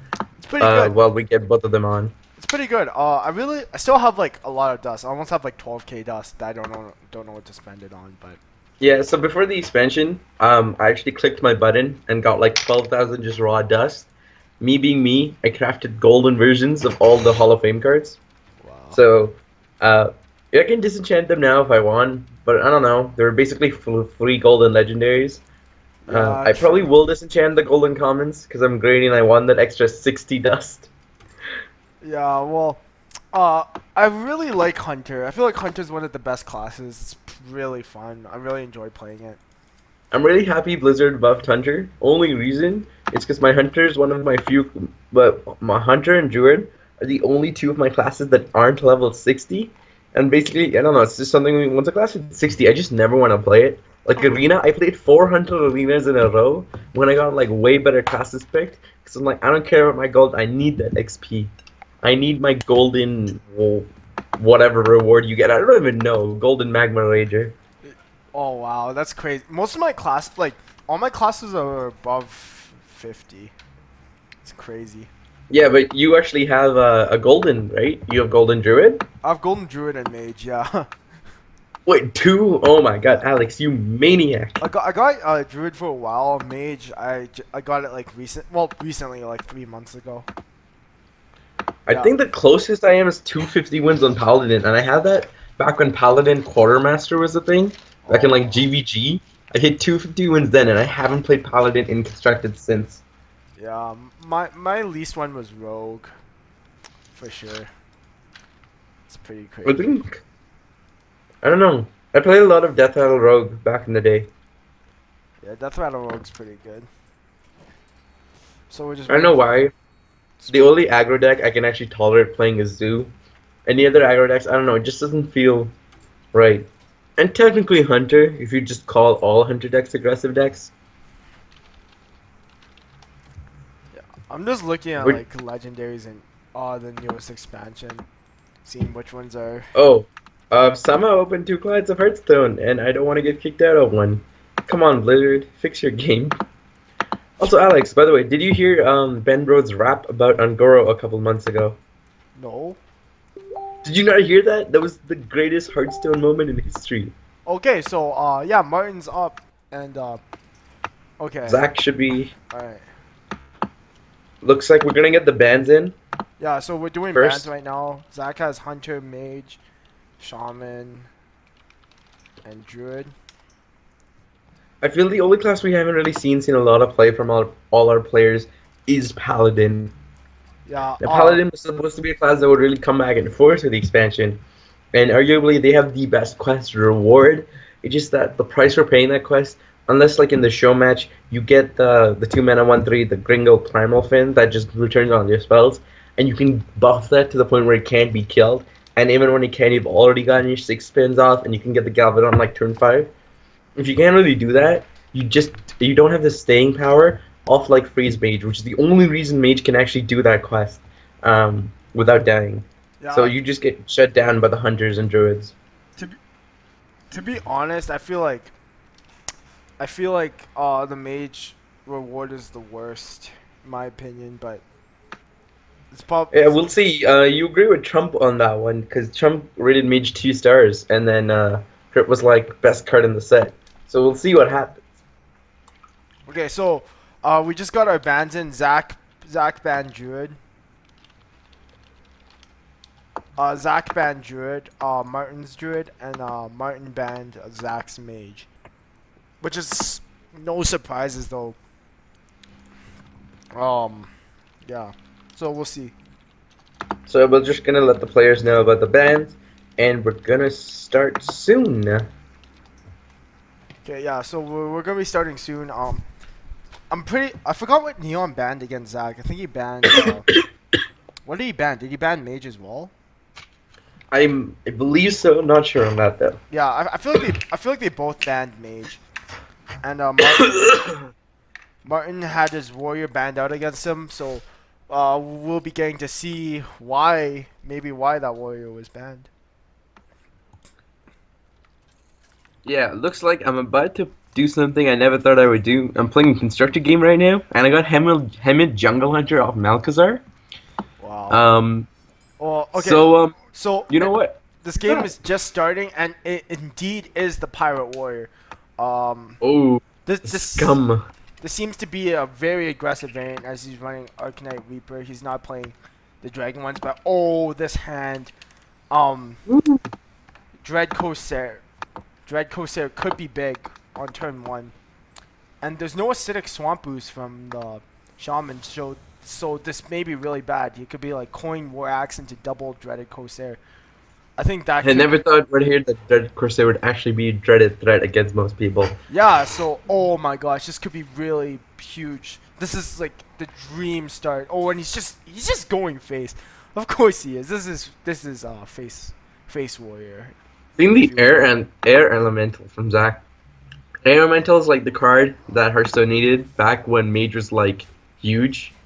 Yeah. But now it's kind of lackluster. So we're more than likely going to see Dreaded Corsair with the patches. Patches of Pirate. Just go face. Yeah, why not? This is face warrior. But But unfortunately, thanks to a little card called Flame Tongue Totem, his Dread Corsairs aren't going to be on for a long time. Yeah, and I feel like that's a huge mistake, because like not trading is just pretty weird. I feel like that's just a bad play. It's like unnecessarily risky, because like Shamans 9 times out of 10 are going to try to mulligan for a Flame Tongue Totem. So I feel like that's just too much of a risk. I don't really understand why Martin did that.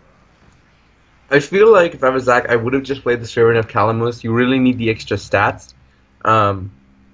Just because in this game, you don't need value, you need survivability. And you're not going to get that if your board can be cleared super easily. And we see the Molten Blade. Oh, but elects not to use it, just to go for the hero power. It's kind of strange. Yeah, because you want to... Go ahead, Alex. Oh, it's kind of strange why he would hero power. That's what I'm saying, but this is quite interesting. I feel like Calamos, the Primal Lord, is a bit too slow. I feel like Baron Geddon is probably your Yeah. best option, but I feel like it's gonna You come could've. too late, right? Yeah, I think I'd go with Calamos just because you don't know what the situation's gonna be turn 6 to turn 8. So if you're low on health, you can get the heal, and if you need the board clear, you can get the board clear. Baron getting the only issue is against Fairy Warrior, they can get you so low that you can actually kill yourself. Yeah, that's true. Though we do see that Martin's hand is actually quite landlocked here. 3 essentially weapons, but that might be enough. I'm surprised he didn't play the Hammer of Twilight. That's one of the best weapons you can get from Molten Blade, and it's way better to use that Over instead the of Arcanite yeah, Reaper. instead of the Reaper. I would agree but as here- well. It's very confusing why he would do that. I feel Like with Molten Blade, you don't want to take risk, and Hammer of Twilight is an absolutely fantastic weapon. yeah, when that card first came out, I thought that it was the best weapon in the game, but Shaman didn't see play when it came out. in Warrior, We do see the Alakir here. I think that's pretty big. That clears 2 cards, and don't forget, it is a taunt. Oh, the face! The face! I do not agree with that face. Because now he's gonna get the... Oh, doesn't go for the Sword of Justice Frothing Berserker, which I find pretty interesting. I feel that I might have gone for that, just because if he doesn't have Hex, then you're screwed. But now he this gets turn- Calamos the Primal Lord, right? Alakir's an Elemental, is he not? So Yes. let's see what he goes for. the heal. Oh, restore yeah. 12. Oh, that's so big for Zach. That's everything you wanted. Now he's running out of damage, but hopefully the Frothing Berserker can do work. Just go face. Yeah, see, even though he healed for 12, Zach just took Zach just took a lot of damage, almost going back down. Yeah. So he really sort of needs to draw another Calamos. Ooh, the Lightning Storm is big though. I think you just trade in hacks. do you Hex? Oh, yeah, I think Hot Spring Guardian for sure. Probably Hex for sure. That keeps you alive. You do lose to... Do you Lightning Storm or do you Elemental well, Totem? regardless, you lose to double Moto Strike. That's unfortunate. You just have to... No, you don't, because Martin isn't under 12, He has... so he's not actually dead. No. Oh, it's 12 or... Wait, what? It's 12 or less? Yeah. Oh. No, yeah, it's 12 or less. Martin's at 18. Oh, so, wow, that's really big. Oh, and he might have lethal with Bloodlust.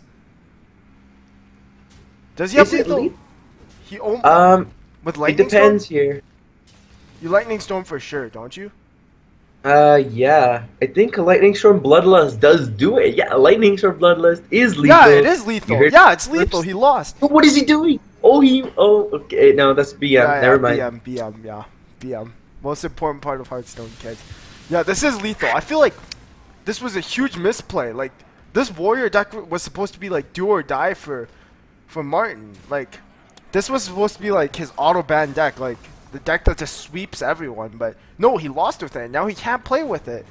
So he needs to find an answer with another deck quick, or else he's in big trouble, right? Like, that game just showed you the power of Calamos there. Like, you needed that flexibility for the heal or the board clear, and he got it. Oh, it's crazy. Now Martin is down with the backs against the wall. He only has Hunter and Shaman left in his arsenal. Which one is he going to turn to? Which one would you turn to? You've seen... I think... You've seen Zach Shaman. What would you go for? Just the Shaman 50-50 mirror match? Or... I think I would take... I think I would go Hunter.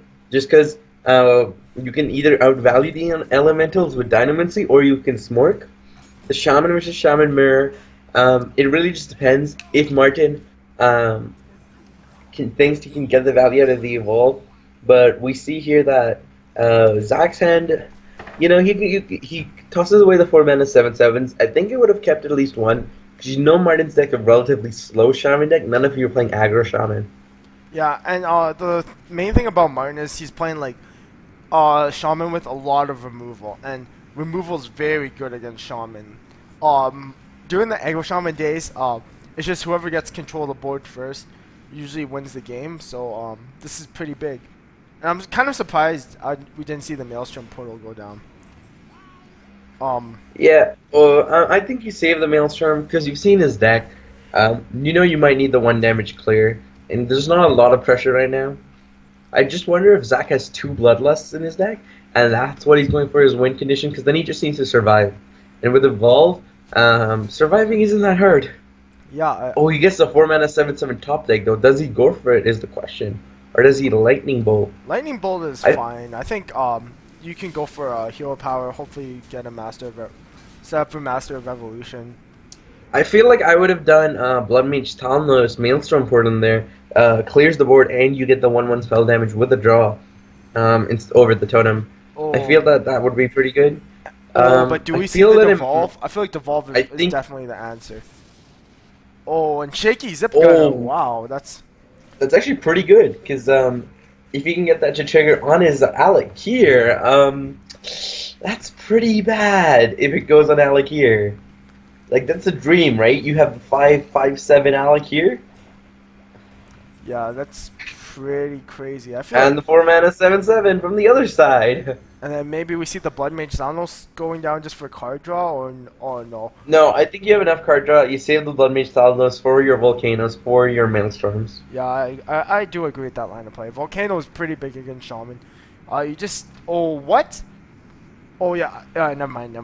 Yeah, you see, I looked like he was gonna hex the spell damage totem there for a second, but no. Yeah.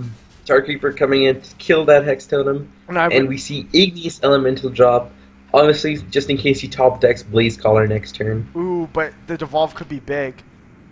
The Devolve could Rest be in big. peace, 5/7 Alec here. Oh, with the Lightning Storm. Oh, that's huge. That was a full board clear. Man, that Yeah, was pretty. Zach actually got pretty lucky with his devolves. He could have gone in the 3/1s, 3/1 health 2 drops, and then just got it cleared with a Maelstrom. So he forced Martin to get overloaded, but that's still complete clear. However, he does have Fire Elemental and Alakir coming up, Yeah. and we do see them dropped. Oh man, do we see a Volcano come out at all, or is that too much of a waste? Um, I feel like I think you save the Volcano. I think you might just go for drop the 4-mana 7/7, drop the spell, do the totem, hope for a taunt, and then just punch face. yup. Because you know that with Shaman, their board's gonna get filled up no matter what, even if they have infinite minions. And I feel you need to save the Thalnos for Maelstrom clears. Like, that's just such a power combo, you need to save it. Yeah, I agree with that, but the 4-mana 7/7 is pretty big. I think he wants to go for a clear. He wants to roll a 4. Wow, let's see if he gets it. Rolling a 4, 4. Oh, rip. dang, he I- didn't.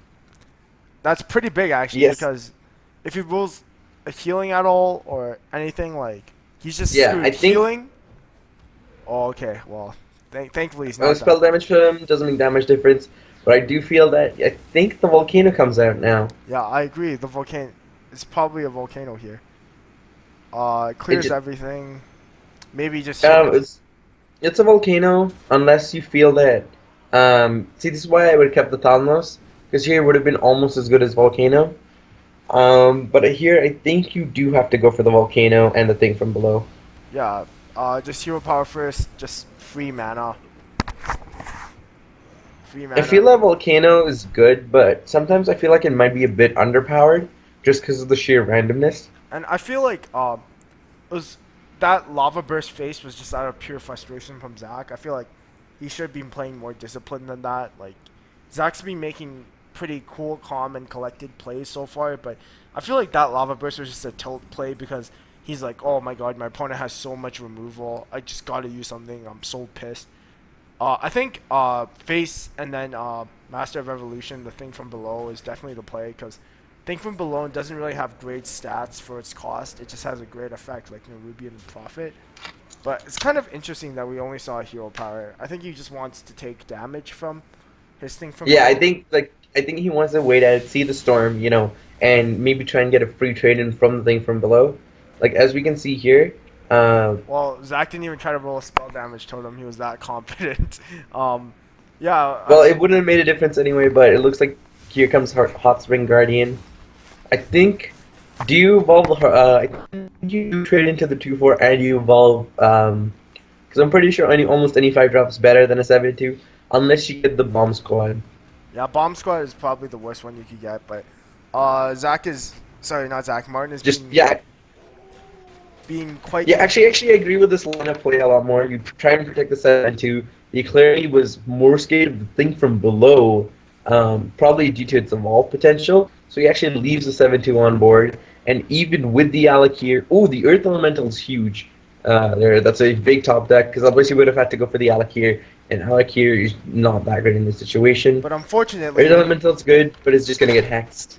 Yep, that's very unfortunate. Bloodlust would be lethal, but I don't think Martin runs it. Seeing like, yeah, this deck is just. I feel you do.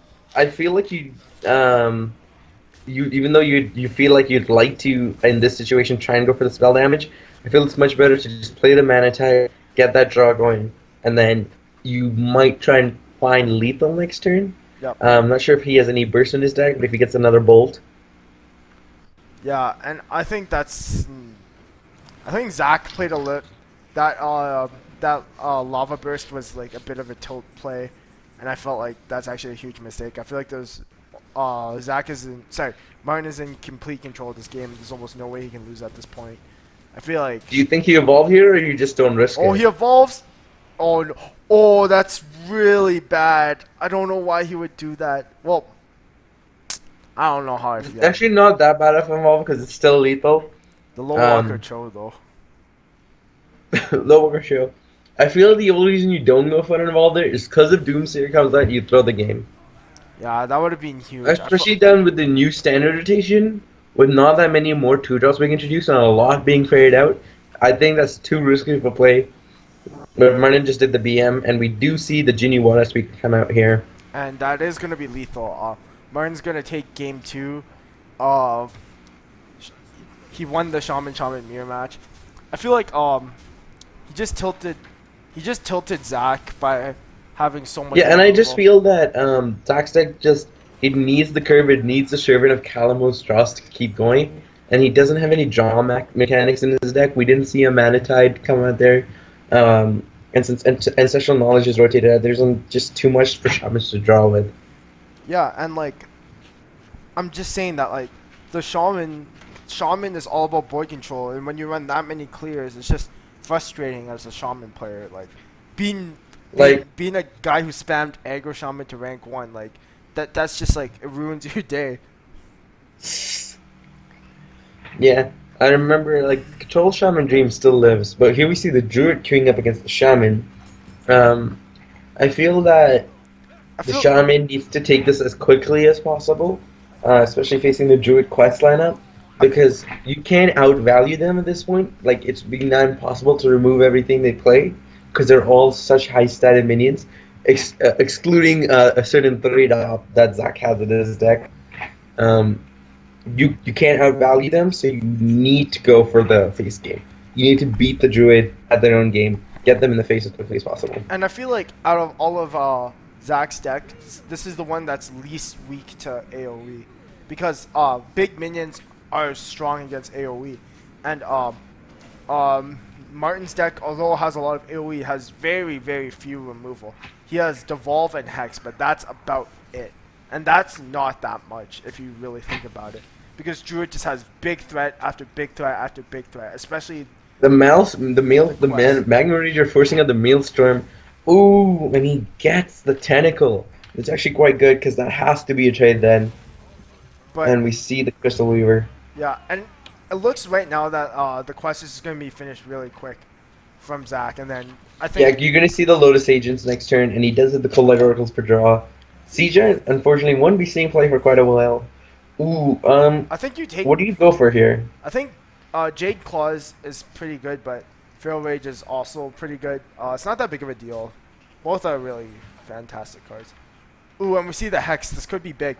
I think Martin just needs to be patient with his Hex this game, and then because like if you Hex just like a random like 5-cost minion, that's just like potentially game losing. I think here. I think you play Prophet. Do you risk? Yeah. I think you hero power, play Prophet, and then trade, because I feel like if you. Or I think what would actually be better is you coin out the second 4-mana 7/7 and force the trade. Just the only way Zach can deal with that is he has to burn the swipe, and that way You coin, you put the other 4 mana 7/7 on the board. You go face, you force the pressure from the other side. Okay, so then. Because he goes for this slightly more pick, saving that coin for most likely an evolve combo, and he's going to go for the trade. I still think he should have played the 4 mana. You have to push face in this matchup, even with the lightning will. You will not win a control matchup against Quest Druid if they get the quest off. Oh, and he's one away from the quest. This could be very bad. And we see the newish to fill cards with his hand. So, but we see the evolve too. So, I feel like a hex could be okay here, but I feel like I think you told him 4 mana 7/7. Oh, he A hex wants to play could the also thing be from fine below. here. I think you see the thing from below for the combo. So you go thing from below, Nubian Prophet, evolve, but he's just going for the taunt here. Oh, he does go for the evolve, Wait, why and he gets Swamp King Dread. Wait, why did he need to coin? He just wasted the coin. Oh yeah, he wasted the coin. But we did see Swamp King Dread come out for that one beautiful moment. And Zach actually doesn't have much. His hand's kind of low. He's going to use next turn to refill. So if you're Martin, you see Drew's taking a slow turn. You play that 4 mana 7/7. You play that thing from below. And, oh wait, he can't. Oh, well, you play the 4 mana 7/7 and you hero power. Yeah. Yeah, he can. He can. Oh, and yeah, he can. okay, He yeah, I can math. So this is a really great position for Martin right now. I didn't expect him to be put in this situation. Below his Asians, he needs some removal. Blade Fury is definitely not it. Yeah, all these cards are generally bad. I feel like. I think you go for the Grizzly. Just get a 2/2 on the board. Yeah, the quest is finished at least. You might have a chance if you have. You can put a lot of cards back in your hand with. This is definitely the most powerful, one of the more powerful. Oh, we see Genu Water Speaker. Oh. Yeah, I think you Genu, you hero power, and you go face. You've seen these guys in the quest. You're not gonna beat him. You hit him as hard as you can, as fast as you can. Because with this next turn is going to be almost certainly Barnabas Cold Light, and then that's when you drop your Devolved Lightning Storm. Yeah, exactly. I feel like Martin has a lot of burst in his deck. So. Yeah, so we see. I think you go Barnabas Cold Light, the Nature Scales or whatever, Yeah. Earthen Scales. Yeah, Cold Light's definitely the play, but unfortunately, you give your opponent resources as well. And oh Ooh, my! the Volcano. He got no minions from that. He got the Elder Longneck. Yeah, that's definitely not the answer. I feel you have to Earthen Scales here, and we see the 9 armor. Ooh man, that's keeping him alive though. I think that's pretty. I big. think you. Do you volcano here? I think you hex. Do you hex? Or devolve? I think you devolve. Devolve It's is just good, a yeah. 5 mana in 9/9, so it'll go to a 4-drop, and the 4-drop can almost certainly be killed using Jinyu plus Maelstrom, because a lot of 4-drops are just 4 health 4-drops. Yeah, true. So we'll see. Oh wow, and Lightning Storm is really good. He's not even gonna try to roll spell damage on him. He just wants to play hard. I think he wants to play the Hot Spring. Which is it's kind of. I think you just go face here. Yeah, maybe he The wants to. 3/3 is not a threat. Oh, he's going face. Maelstrom Portal. Oh, he's gonna drop the Maelstrom. All right, he thinks he needs to seal the game out. Oh, We see Leopard Gnome come out. Leopard Gnome could actually be big here, and it there's looks like almost he's going for the Nourish. He needs taunts. Ancient of Voids will be good. Anything wild. I think Shapeshifter's all he has in his good, deck. That's good. Oh, those are pretty good. Those are big. He just long neck is not good. I think he just needs to play Wild Growth. Wild Growth for card draw to hopefully get taunts. Because taunt. Yeah, I think you just double Wild Growth here. You definitely need taunts for sure. Like, I feel like the problem with his deck is he's like, there's not that much draw. Like, even though there's a lot. Oh, is Baron getting good enough? No, it's not. Well, I think you drop it down anyways, just to. Yeah, it does kill your own Tertullian Forager, though. Well, that's not too big of a deal. He just needs. Oh, Ooh. Lunar Vision's a little too late. I feel like he's in trouble. He needs to get taunt from this long neck, and yeah. Even He does. Even though only blocks Even though it's not gonna be, it's gonna be all in vain because all he's gonna do is trade, hex, Yeah. and there we go. That's game number 3.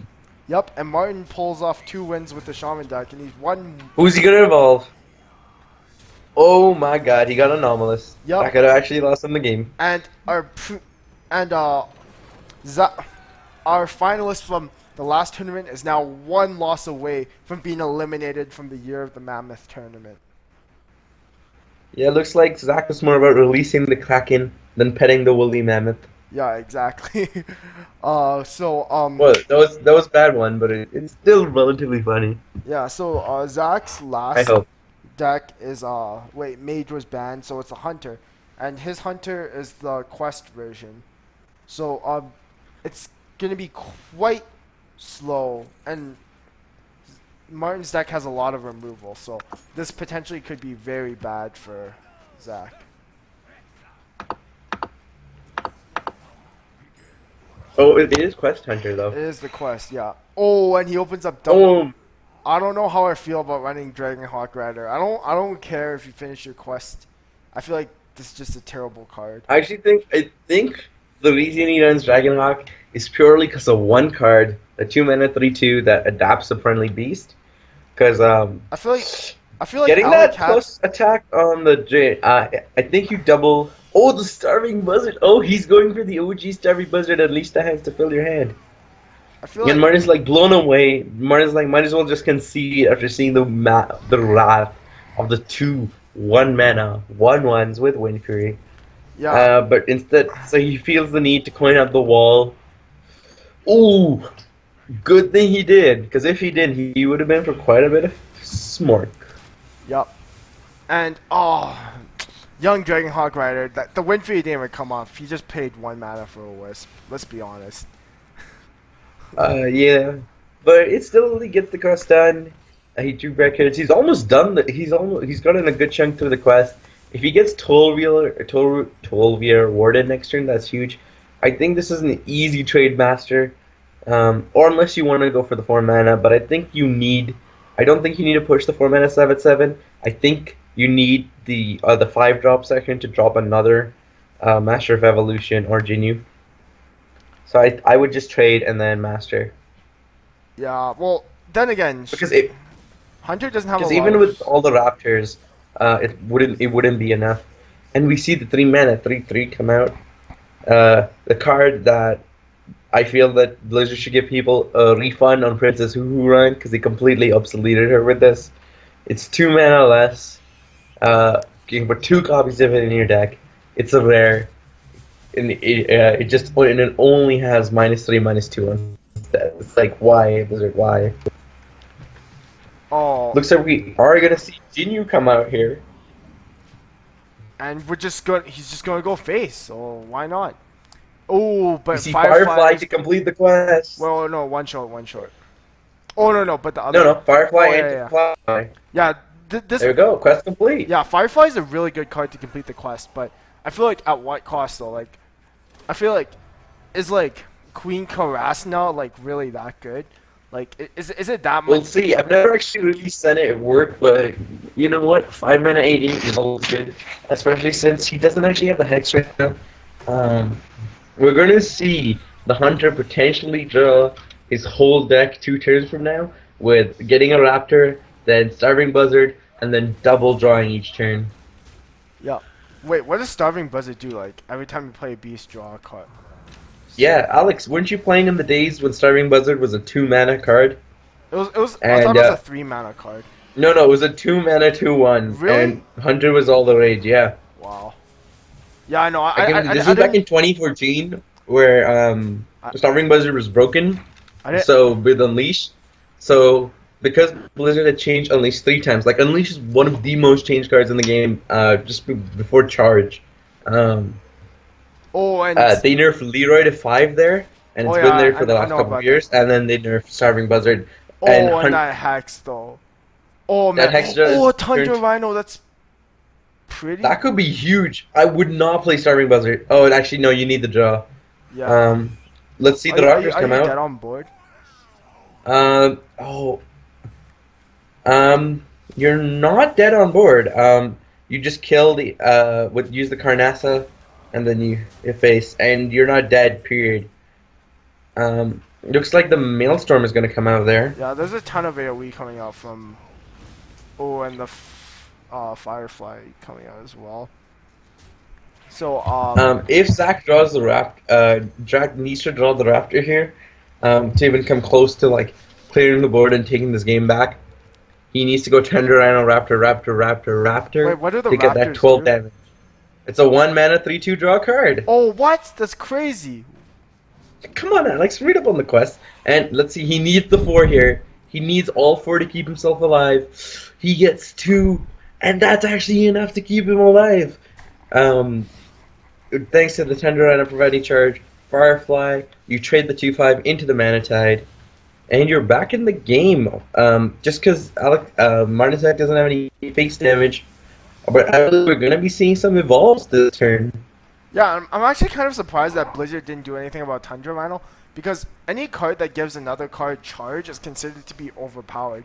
Like they nerfed like Warsong Commander and like Yeah, they've nerfed every charge card to Thunder Rhino, and the only reason Thunder Rhino hasn't been nerfed is because it's 5 mana. yeah, and I feel like Hunter And with Hunter we might begin to see why. kill on site. Oh, we're gonna see another Tundra Rhino. Oh no, it's too little. Oh, the kill command. Oh, the kill command. I think it's gonna do it. It's gonna keep Martin alive. Oh, sorry, Yeah, not you Martin. play the Zach. Thunder Rhino. Yeah, you play the Thunder Rhino, turn the Thunder Rhino into the taunt, use your 3/2 Raptor to kill Ginny, and you're back in the game. Yeah. Oh, this is really good for. Oh man, this quest is pretty. Oh, Zach wasn't exactly sure of the. What, the misplay? Oh, The misplay! he's scared of spell damage. He's scared of spell damage. I don't see why he would be though. That's really strange. Because you're dead. If he is Lightning Bolt, you're pretty much dead anyway. Yeah. Oh, and he re-rolled the spell damage. Oh my gosh. I don't know why he didn't kill the Jinyu Wally speaker. And he gets the Air Elemental, which actually is a pretty good one-drop to get for Maelstrom. Yeah, exactly. And I feel like, oh man, oh that was so big. He definitely needed to keep the Tundra Rhino alive. Now, Oh, let's see what he gets. Charge. Oh. Oh, he goes for the second evolve. Oh, the Booty Bay Bodyguard. Okay, here we go. Let's see how many Raptors he can pull. Was that Dynamancy? Yes, it is. Yeah. Unfortunately, that's not going to be enough. And Zach, our finalist from the last tournament, is going to be taking a loss today. Yeah. Well, that will. But do you Volcano for BM? The real question. I think you don't. I think you just win. You beat one of the finalists, and yeah, our finalist from last time is taking the Walk of Shame home. He lost to Neon, and he lost to Martin. He lost to Neon 3-0, and he lost to Martin 3-1. It's gotta Hey, hurt. at least it looks so promising after taking that first game, but then, especially against Martin's Pirate Warrior, which is his most dangerous deck, but fortunately, looks like Evolved Shaman comes in clutch. Okay, so now So we're gonna see if we can do Neon versus Frank. the next match, Neon versus Frank. Yeah, they're both still alive. Alright, and yeah, so Neon and Frank are both in the upper bracket tournament, and our finalist Zach got eliminated in doubles fashion. He's out of the tournament. That really hurts. While Martin lives to fight another day with the clutch wins from his Shaman deck. And we can see why his Shaman was so feared. Even though we didn't really get to see it shine against James, but yeah, so we're gonna be moving on to our final match of the day, Frank versus Neon. And well, I don't know, maybe we'll do a bit more, but for me, I'm kind of getting tired, so Frank versus Neon next, don't go anywhere. Yo, Pranav, can you get him ready? I'm just gonna get some more Yep. water. Okay.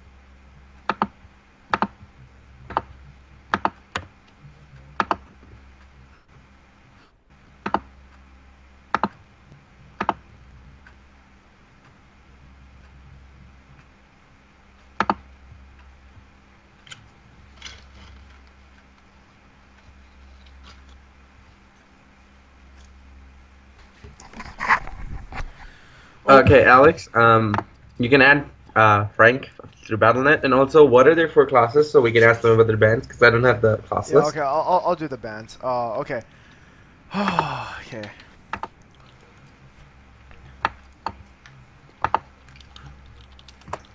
Also, Alex, I was wondering, have you gotten any chance to play with Tertullian Primalist? No, what's that? So that's the 8 mana 5/4 discover spell and cast it on random targets. Oh yeah, that card's trash. I didn't even craft it. I didn't craft it, I packed it, so I'm running it in every deck. So, because one day it'll get Brawl, and then it'll kill everything except itself, and then I win a game off it. Oh, okay.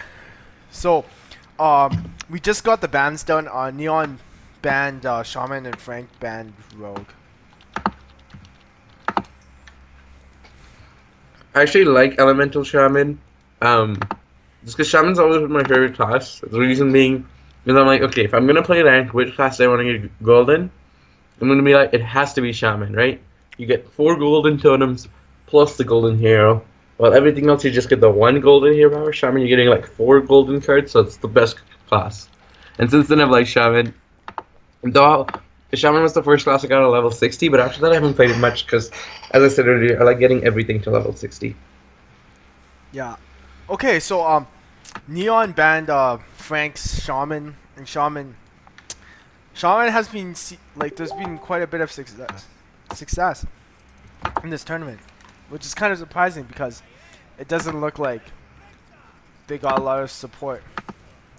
So Yeah, like Shaman didn't really need a lot of support with the elementals because everyone's like, Shaman always had the elemental theme sort of going on, but like this time they actually made it official. I'm still annoyed that like I really thought Volcano. I really think Shaman should get the 5 mana deal 3 damage to all enemies. Because like Consecrate's 4 for 2. The Shaman 5 mana deal 3 damage to all enemy minions. Overload 1. It's sort of in between the Flame Stride and Consecration. And I feel like that's sort of really necessary.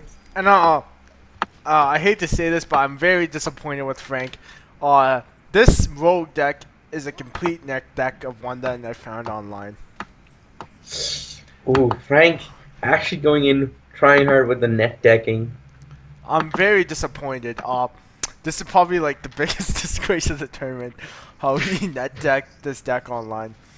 This tournament was supposed to be about creativity and discovering the new meta, and to go ahead and net deck this deck is just, in my opinion, disgraceful. Oh, and he's gonna what? What? Wait, did you just see that? What? Yeah. Oh my. Oh, okay. So it looks like there's no point for us to be casting anymore. Okay. Okay. I don't even know what to say. I don't know what to say. Like that. Don't Tusk War is a good card, all right. Oh my. Oh my God. I don't. So Alex has officially quit as casting. Oh so my God. we're looking for a new casting person. Applications will be available. Yo, I'm done. Oh my God, dude, I'm done. I'm done. Okay. Oh my gosh, dude, what the? So Oh my God. Okay, like the memes are real here. Okay, I'm not gonna lie. That was like, okay, like there's been like some minor misplays like today, but I feel like that was like easily the biggest one. Like Easily the biggest yeah, misplay. like net deck aside, like I feel like that's like easily the biggest misplay. Like this Rogue deck is actually pretty fun because I tried to run my own variant of this deck because like usually what I do is like I don't really net deck, but like when someone like beats me with a deck that I find OP, I just like I basically like Prop to the deck. yeah, make my version of it. My version didn't have Mimic Pod initially, but then I was like, oh yeah, Mimic Pod's pretty good. Yeah. I'm just gonna grab some water because I'm pretty thirsty, so I'll be back in a second. Alright, yeah, that's cool. And Mimic Pod's pretty good. But I feel like Frank is at like too much of a disadvantage. Like he obviously like really fucked up with that play. Now he's just like he's taking so much more unnecessary damage. I feel like yeah. Yeah. We'll see though. Maybe Mr. Net Deck can actually redeem himself here. Yeah, well, if he finds a way to complete his quest and have a reasonable amount of like cards, this could be. Ooh, the secret is huge because you never know what you're gonna be getting. So secrets are actually secret this expansion, which I like. I still think they should give another class secrets. Because Hunter sort of makes sense. Mage, okay, sort of makes sense, but really, Paladin? Paladin secretive? I don't know. I just want a 4-mana Shaman secret. Is that too much to ask for? Yeah, it's pretty crazy. Oh, but Frank can finish the quest, but like But I think you do go for a Grievous Bite here. he's gonna be dead. Yeah, I think you go Grievous Bite, Swashbuckler, yeah, finish. and Youthful Brew to finish to not really finish the quest, but to at least get a board state that lets you finish the quest, and you're not dead. But I say you draw first, see what you get. Stampede is actually not bad. I feel like you. But go for, really, yeah, you have to go for Grievous Bite. No, it's not even a question. You Grievous Bite and then you double trade. Yeah. Because otherwise you're dead on board. Yeah, but Frank is gonna get put down to 1 unless he has a heal. Yeah. So. Oh, but Neil. Oh, we see Scar coming out instead of the hero power, so this Swashbuckler could be huge. He needs a heal, which Hunter has none of. If he needs Freezing Trap.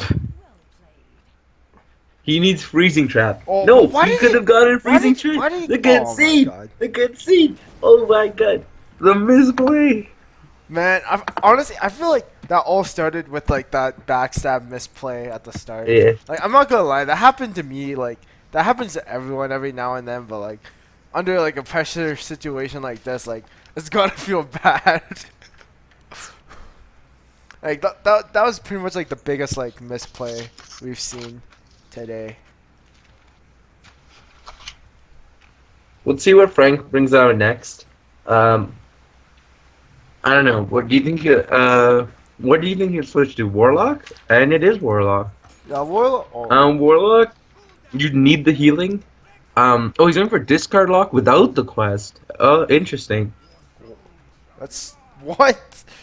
I don't know. Is he too cheap to craft it? What? I feel like if you're playing discard lock, like, I was for our last tournament. what? I'm like, I ain't crafted nothing. Wow. Oh, Kazak is for my Reno Priest. Who needs that? Well, like for Neon's just been spamming the shit out of his hunter deck, and like he hasn't really revealed any other information other than like his hunter. Like he hasn't played a single deck outside of his hunter. He was 3-0, and it doesn't look like Frank is gonna win this game. So I think you go Galaka Crawler here. I think any other card's a misplay. it's kind of strange though. Why is he running that? This deck is really weird. I know, because it must be a net deck, because against Pirate Warrior, you actually want Galactic Crawler. Damn. And against Rogue, against Rogue and, oh, this adapt's going to be huge. Oh, I think you go for the 1/1. I feel like that one's pretty Yeah. broken. Oh, but he Oh, wants he goes for the stealth.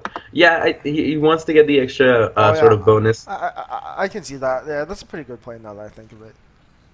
Yeah, that's Lakari Felon is actually a good card, depending on what you discard. I think you go Darkshire and hope to not discard Lakari, or you can just Darkshire Councilman. But just Darkshire, I guess. And then obviously you don't trade Galactica. You don't trade the Galactica in. You want him to trade, 'cause he probably will to get the buff on his Scavenging Hyena. Yep. So Frank has a lot of options. I think you Darkshire Councilman, 1 to stay on curve, and 2 because you don't have to play the Fellhound next turn.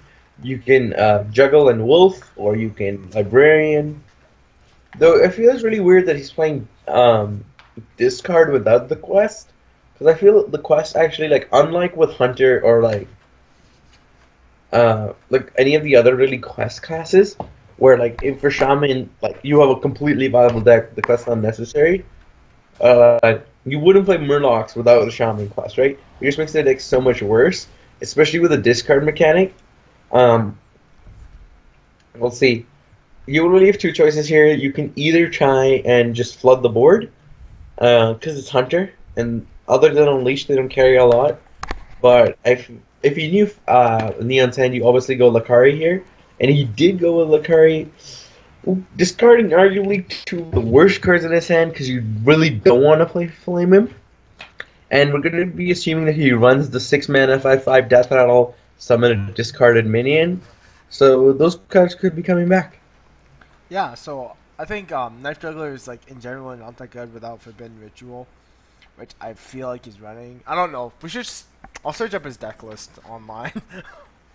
Yeah, Librarian's okay. Yeah, I think you Librarian first. Actually, no, you play the Wolf, then you Librarian. What am I talking that's about? kind of well. I don't know. I feel like Oh, 2 Galactic Crawlers. that's strange. I feel like Galactic Crawler should be buffed. I think it's too weak of a card. I think it needs to be a 2 mana, 2/3 destroy a power gain +2/2. That's no. Because then it's better than Hungry Crab, and Hungry Crab is already like the best card in the game. That card buffed. That card like Garacula Collar like buffed. Pirate Warrior. Blizzard really fucked up. In my opinion. Yeah, but you never thought Hungry Crab would buff Murloc Shaman, but that also happens. Yeah, true.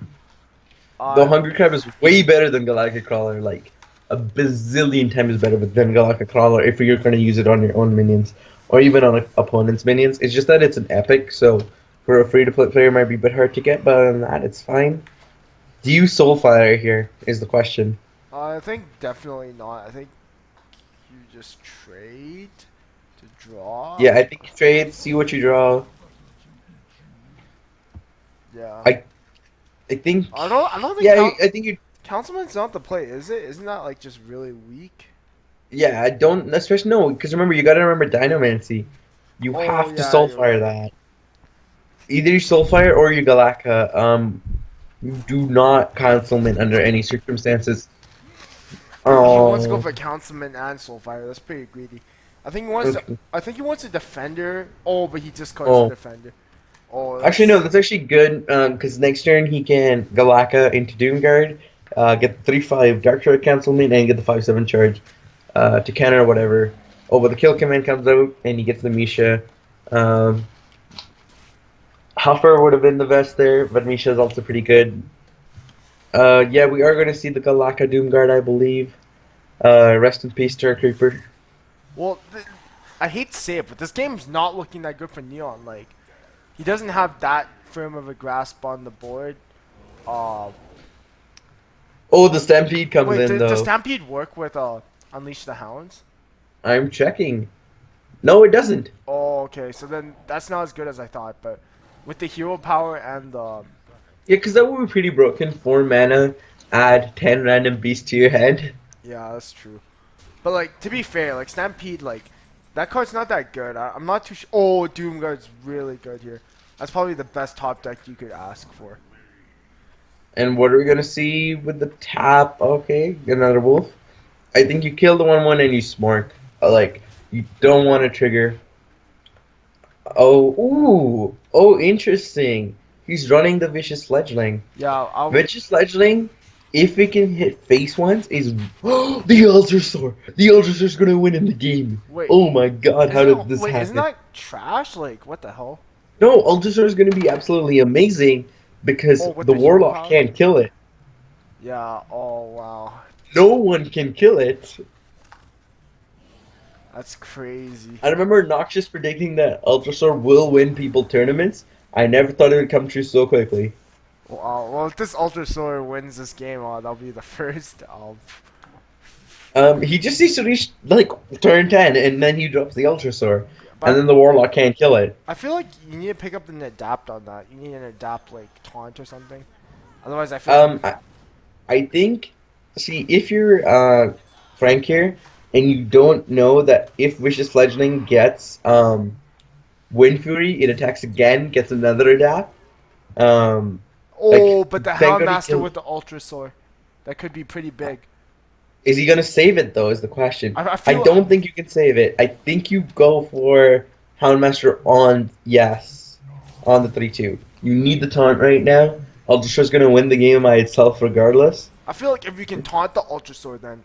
Oh, man. Oh, we see Clutch Mother come out late. Oh, yeah, but he has nothing to discard it. Like, this Warlock.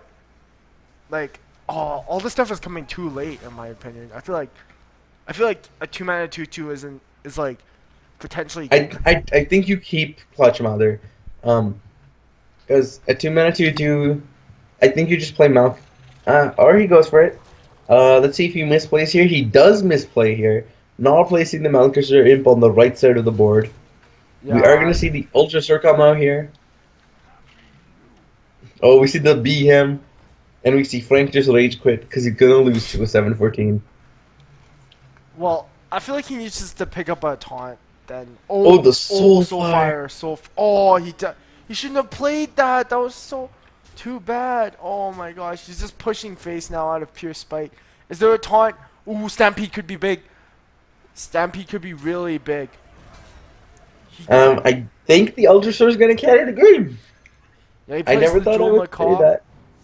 Oh, gets. Oh, Owl's Owl. pretty good. Owl's pretty good. Oh, Raven's pretty good as well. Yeah, Stampede is doing a lot of work. Ooh, what that's is that? pretty good. Yeah, Charge Devil Sword. Yeah, I was talking about this with Peter. I'm like, oh, this card's pretty good. Yeah, so Neon, wow, Neon's doing pretty well this game, but Oh, Succubus- here we go. No, you Soulfire. You Soul- I think 4 mana and active damage is way better here. Oh, So I think Soulfiring the Raven Idol would have been a Raven Idol. Enchanted Raven would have been the better call. Oh yeah, that's unfortunate. And there we go, Ultrasaur for the win. I hate to, as much as I hate to say it, but I think you're right. Ultrasaur is doing a lot of work right now. And here we have the lethal here. Oh, With Charles Tundra Devil Sword. Rhino. But you don't need it because he plays the Charged Devil Sword. Oh yeah. Buffs my it bad. with Dynamancy. I'm high. Oh no, unbuffs Ultrasaur Dynamancy. Yeah. Well, I don't know, man. Ultrasaur. We see the tier 4 cards coming in clutch here for the win. Okay, I'm not gonna lie. Ultrasaur did work. I told you. Noxious called this. Go look at his review of Ultrasaur. He's like, this guy's gonna turn the game upside down. You're gonna get it at Stampede. You're gonna get a Jewel Macabre in a tournament, and no one can kill it except for the only class that can really kill it is Shaman. Because Hex. hunters Shadow. don't really know hunter's mark since the nerf. Druids have sort of slowly started cutting mulch. Rogue like it'll just get sapped with Rogue. So like but with all the other classes, like there's nothing. You can't beat an Ultrasaur. That's why it's so good. And now, I think Neon's gonna craft a golden Ultrasaur after this game. Yep, I think so too. So now we're gonna have the Hunt and Mirror match, and Frank has a Lurio. What? I didn't know that. Did he pay for that?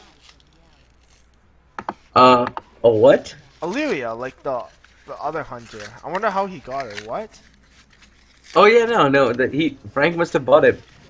Whoa, what the? I completely forgot Elite is in the game because I haven't seen Hunters in so long. Whoa, holy shit. Wait, my Hearthstone's glitched. Holy crap. Okay, I need to leave this game.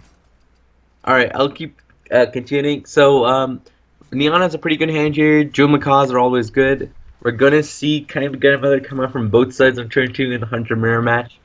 Neither of them is running Quest Hunter. Perhaps just because, even though it seemed that Crest was the most broken, I feel like you need Hemet Jungle Hunter in that deck to destroy everything and then just keep your Raptors. Damn, it's like, I feel like the Savaging Hyenas, like, this Hunter deck is probably the strongest deck of the tournament. Like, Neon hasn't dropped a single game with this. Well, better knock on wood. Like, I don't want to jinx it for Neon because, like, Neon's my pal and all.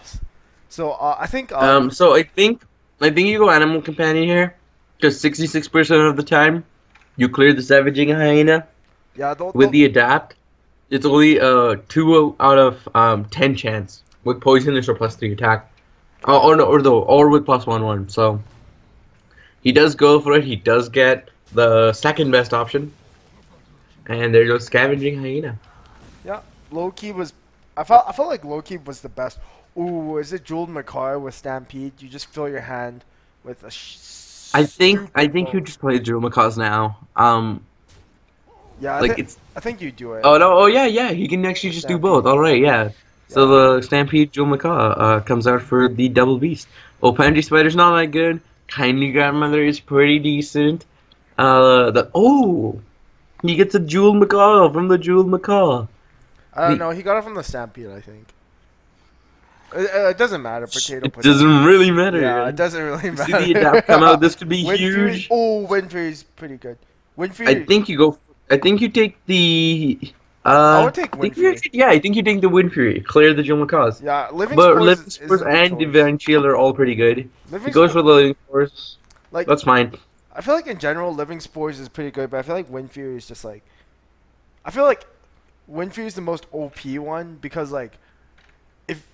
Yeah, make Wind Fury great again. Yeah. I remember back in the day, man, when you could actually play like Wind Fury Harpy, and then Rock Biter for the win. Yeah. That's how I got my 12 arena. My first 12-minute arena run. Flying Machine with Power Overwhelming. Sad to see Power Overwhelming gone, just because of that reason. Yeah. So. I think this is an easy Houndmaster here. Houndmaster, kill the Leok. Get it out of the game. Yeah. Well, in hindsight, I feel like Wind Fury would have been better, but if he rolls a Loki from here, okay, no Loki. Huffer's pretty good. But Huffer's still pretty good. Swamp King Dread, I don't know, it seems to be a pretty powerful card, but I've never really seen it in action, because the only time I've seen it is out of, what was it, like, it was summoned? Oh, through Evolve on Martin's game. Oh yeah. But Yeah. I don't know. Um, I don't know if you just like. Wild is now officially broken, though, because you can Ram Wrangler with Hunter and get Ultra Soar, and then just win the game on turn 5. Yeah, I'm gonna or miss Tourney. Ram. I'm gonna miss Ram Rank. Ram Wrangler. Screw King Crush. You want Ultra Yo, I Soar, want Ultra King Soar. Crush in every deck, man. That card is pretty good. I'm kind of disappointed. Yeah, I've played King Crush more by not having the legendary in my deck nowadays with just so many ways to get it. I think you just Houndmaster and Smork, right? Yeah, I think you do. Yeah, he's getting pretty low. I think you have a kill command in your hand. Yeah, I really don't see why not. But I feel like I think you buff the Galacta Crawler. yeah, you just want to Protect your Huffer. Get the extra 4/5 taunt. Get the Yeti. yeah. I feel like with Tundra Rhino and Alley Cat, I feel like that's like pretty much like one of the best responses to this, because like you get so many charges. Like Tundra Rhino's just so big right now. Oh, he goes for the trade here. I would not go for the trade. I say you get that 9 damage in. You have Swamp King Dread, and then if we can't clear your board, this is lethal. If we can get through your taunt. Yep, this indeed is. But I lethal. think we're gonna see the kill command come out here. I think we're gonna see a double kill command come out here. Yeah, Tundra Rhino's great, but you're running really low on damage. You just need to clear right now. Clear the entire board. Kill So now there's sort of 2 lanes you can go. There's a proactive lane in which you try to stall as much as you possibly can in order to just hero power every turn, or you play Swamp King Dread. yeah. Swamp I King. think you go for the Swamp King Dread. Like if you can't take it out, it's lethal, and anything he plays just dies. Yeah, unless there's an adapt with poison. He needs it. He Which needs let's see. Pit Snake. He- Ooh, that's Nope. not it. Rip. Yeah, this is Is he, not. this is actually pretty good though for if Neon plays Kindly Grandmother, but let's see if he has enough to take it out. Does it count as a summon? Yeah, no, it's only played minions, so it doesn't actually kill the 2. So, yeah, no, it's fine. He just plays Thunder Lizard and trades the board in. he's But yeah, Song King Dread. He's technically not dead, but this isn't looking good for Neon. He's No, really, he's. Ooh, Nesting Rock! The combo! I actually do run Nesting Rock in my Hunter deck. It's just such a strong card if you get the taunt off. yeah, like And it's also gonna ruin Arena, the standard cycle. because Oh. Bog Creeper's been completely replaced. Oh, this Hunter deck is about to drop its first game. Unleash the Hounds is not good enough. He's still dead on board. Well, he's dead. He just doesn't know it yet. Thunder Rhino into Unleash. Are we gonna see Unleash? Oh, he goes Raptor Hatchling. Is that actually enough damage? Yeah, it is. To wipe. No, it's lethal. Yeah, well. He should have played Unleash there. Oh no, never mind, never mind. Ooh, That's fine. No, he's still. He's still alive. As long as Oh yeah, no, Frank he's doesn't draw a not beast or alive. 1 damage, and GG. He's not alive. That's very unfortunate. Well, with the Hunter hero power putting like Neon on the timer, it's very unlikely that he's gonna complete the comeback. But yeah, we see Neon's Hunter deck first loss of the tournament. We find Neon. And if Neon wonders why he lost, it's probably because Alex jinxed him. Yeah, I'm sorry, Neon, if you're watching this. I'm sorry I jinxed you. Anyways, So we're gonna see. Neon's other classes are Priest, Hunter.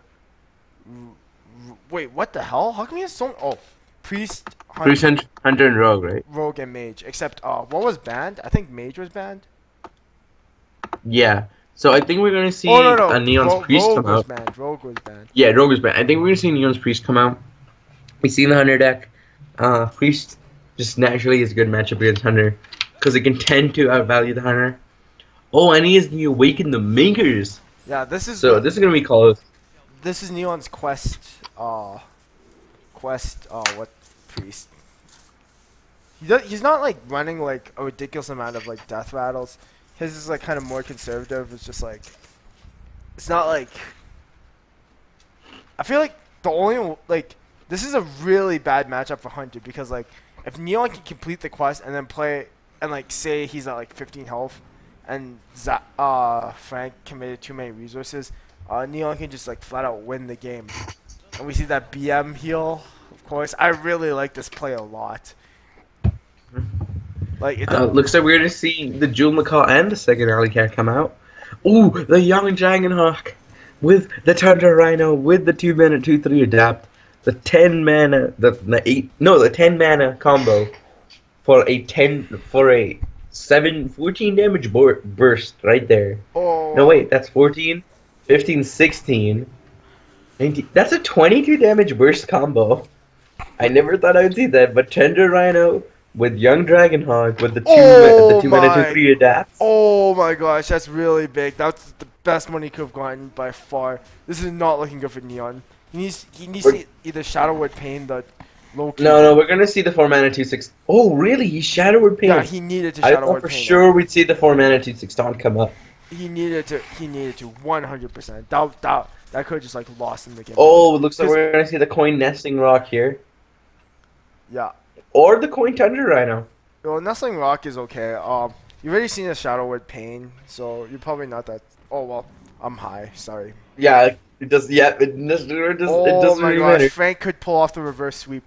This Hunter deck, this Priest Well, deck not is the full reverse sweep, but yeah. The Shadow Word Pain comes, but it doesn't work. And here we see the Tertullian Shellraiser come out. What do you think about this card? Like, everyone had such high hopes for the card, but I don't know, it seems to be relatively underwhelming. Oh, and here we're gonna see, are we gonna see the Thunder Rhino come out? I do think you need to play that Thunder Rhino, clear the board, and if he can't kill it, because he's just wearing the pain, you play Scar, you take the game. Yeah, I feel like at this point, like you just go face. If I'm Neon, I'm like I need to kill this Thunder Rhino right now. If he has to charge, I'm just flat out dead. So I think you pain the Thunder Rhino for sure, and then Barnes hopefully get a taunt.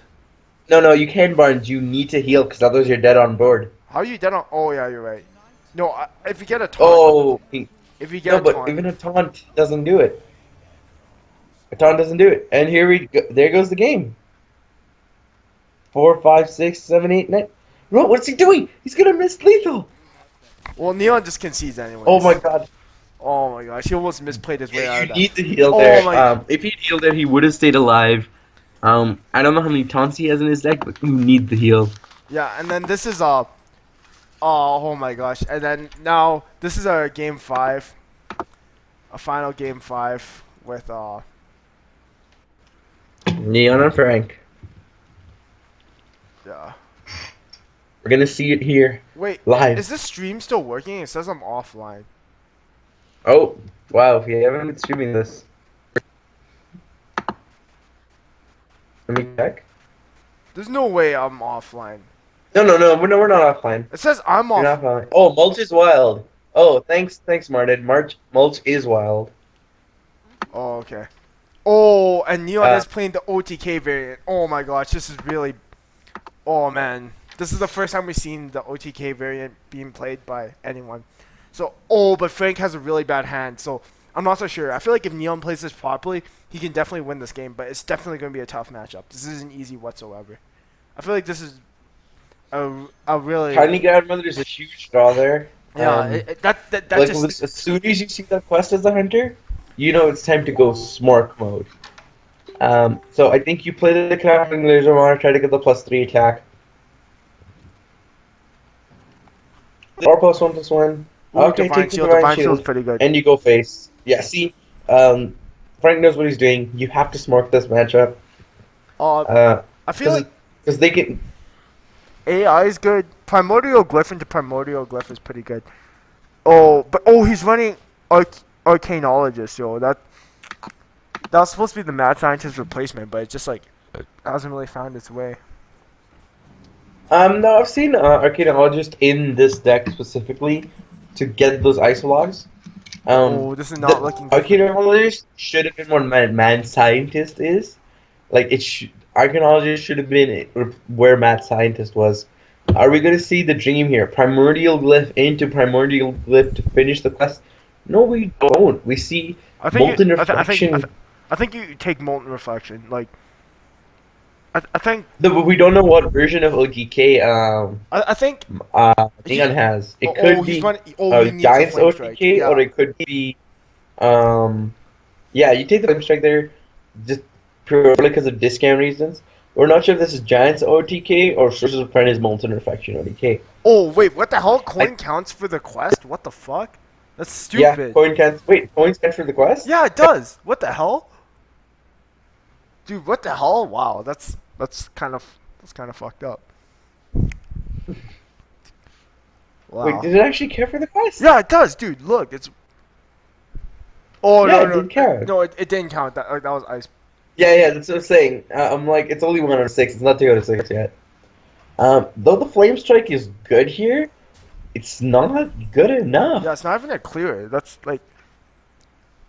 It's still set. Oh, looks like the Ice Block's actually gonna be popped next turn. With kill hopefully- command, yeah. Yeah.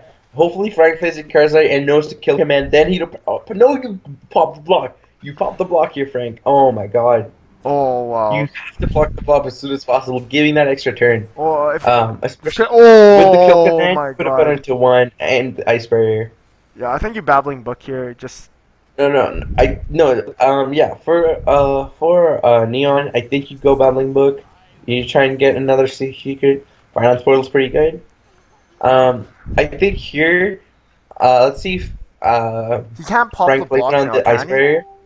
No. If he kill commands and then hero powers, Ice Block wouldn't have Ice Barrier wouldn't have triggered. Put Neon at 1 health, and he could have won the game. This could have been a reverse sweep, but the misplays from Frank here are really, really letting him down. Because he can't. I think you pop the block now at least. I feel like You Frank. kill command. I feel like Frank's got it. And Neon just doesn't have any time. There's nothing he can do. He's playing Hunter. Like, yeah, I feel like Neon's in huge trouble. This is a reverse sweep. Like, there's almost nothing you could do. He couldn't handle the aggro.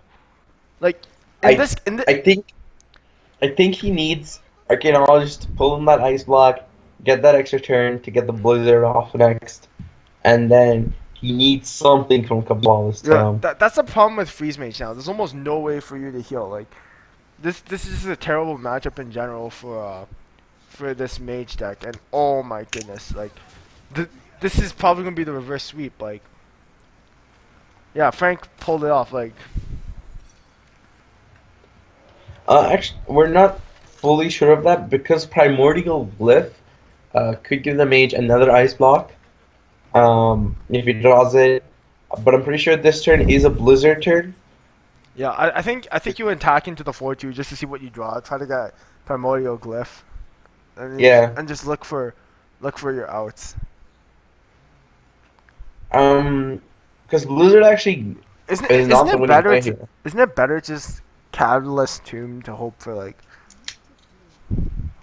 I feel like I feel like in this deck you need to run like Alex Strauss or something because like you need some way of healing you. Like this is Blizzard. I don't agree with Blizzard just because now he's guaranteed to lose. yeah. Well, Because that pack is a thing. he could have delayed the inevitable, but yeah. So congratulations to Frank. He pulled off the reverse sweep after we've been giving him a bit of a hard time with the net decks. But anyways, yeah, Frank is moving on to the semifinals to play James, while Neon falls. Dion goes to the losers bracket. Yeah, to play against Peter, who reverse swept him in the previous tournament.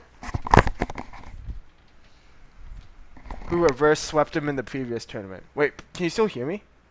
Yeah. Okay.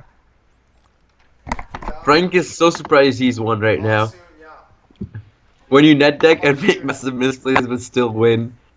I agree with James's call on that. Okay, so I don't think we can start another game unless Frank and James want to play. Yeah, I think. Oh, well, coin does count for the quest, Yeah, it does, which makes it does. which makes the quest a lot stronger if you're going second. Yeah, that's so true. But let's see if we're gonna do another game today. But I think that might be it, and we'll continue tomorrow. Yeah, so yeah. Wait. So thanks for watching, everyone. Yeah, thank you everyone for watching the stream. I think it'll resume again tomorrow evening around like maybe 5 or 6 o'clock ish. I'll try to get back as soon as I can, but no promises. Like I'll try to get back like early evening so we can finish this up. And yeah, so we'll just take one more quick look at the brackets. We'll take one more look at the bracket before we sign off. Okay, so yeah, so we started today. We watched James versus Peter. Peter played his Paladin deck, and then he got reverse swept by James's Rogue deck. And then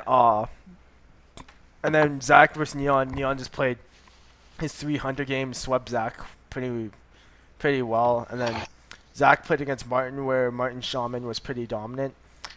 And then we watched Frank reverse sweep Neon with Hunter.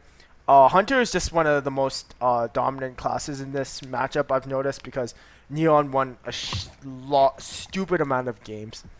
And then, yeah, but Frank managed to pull off the reverse sweep.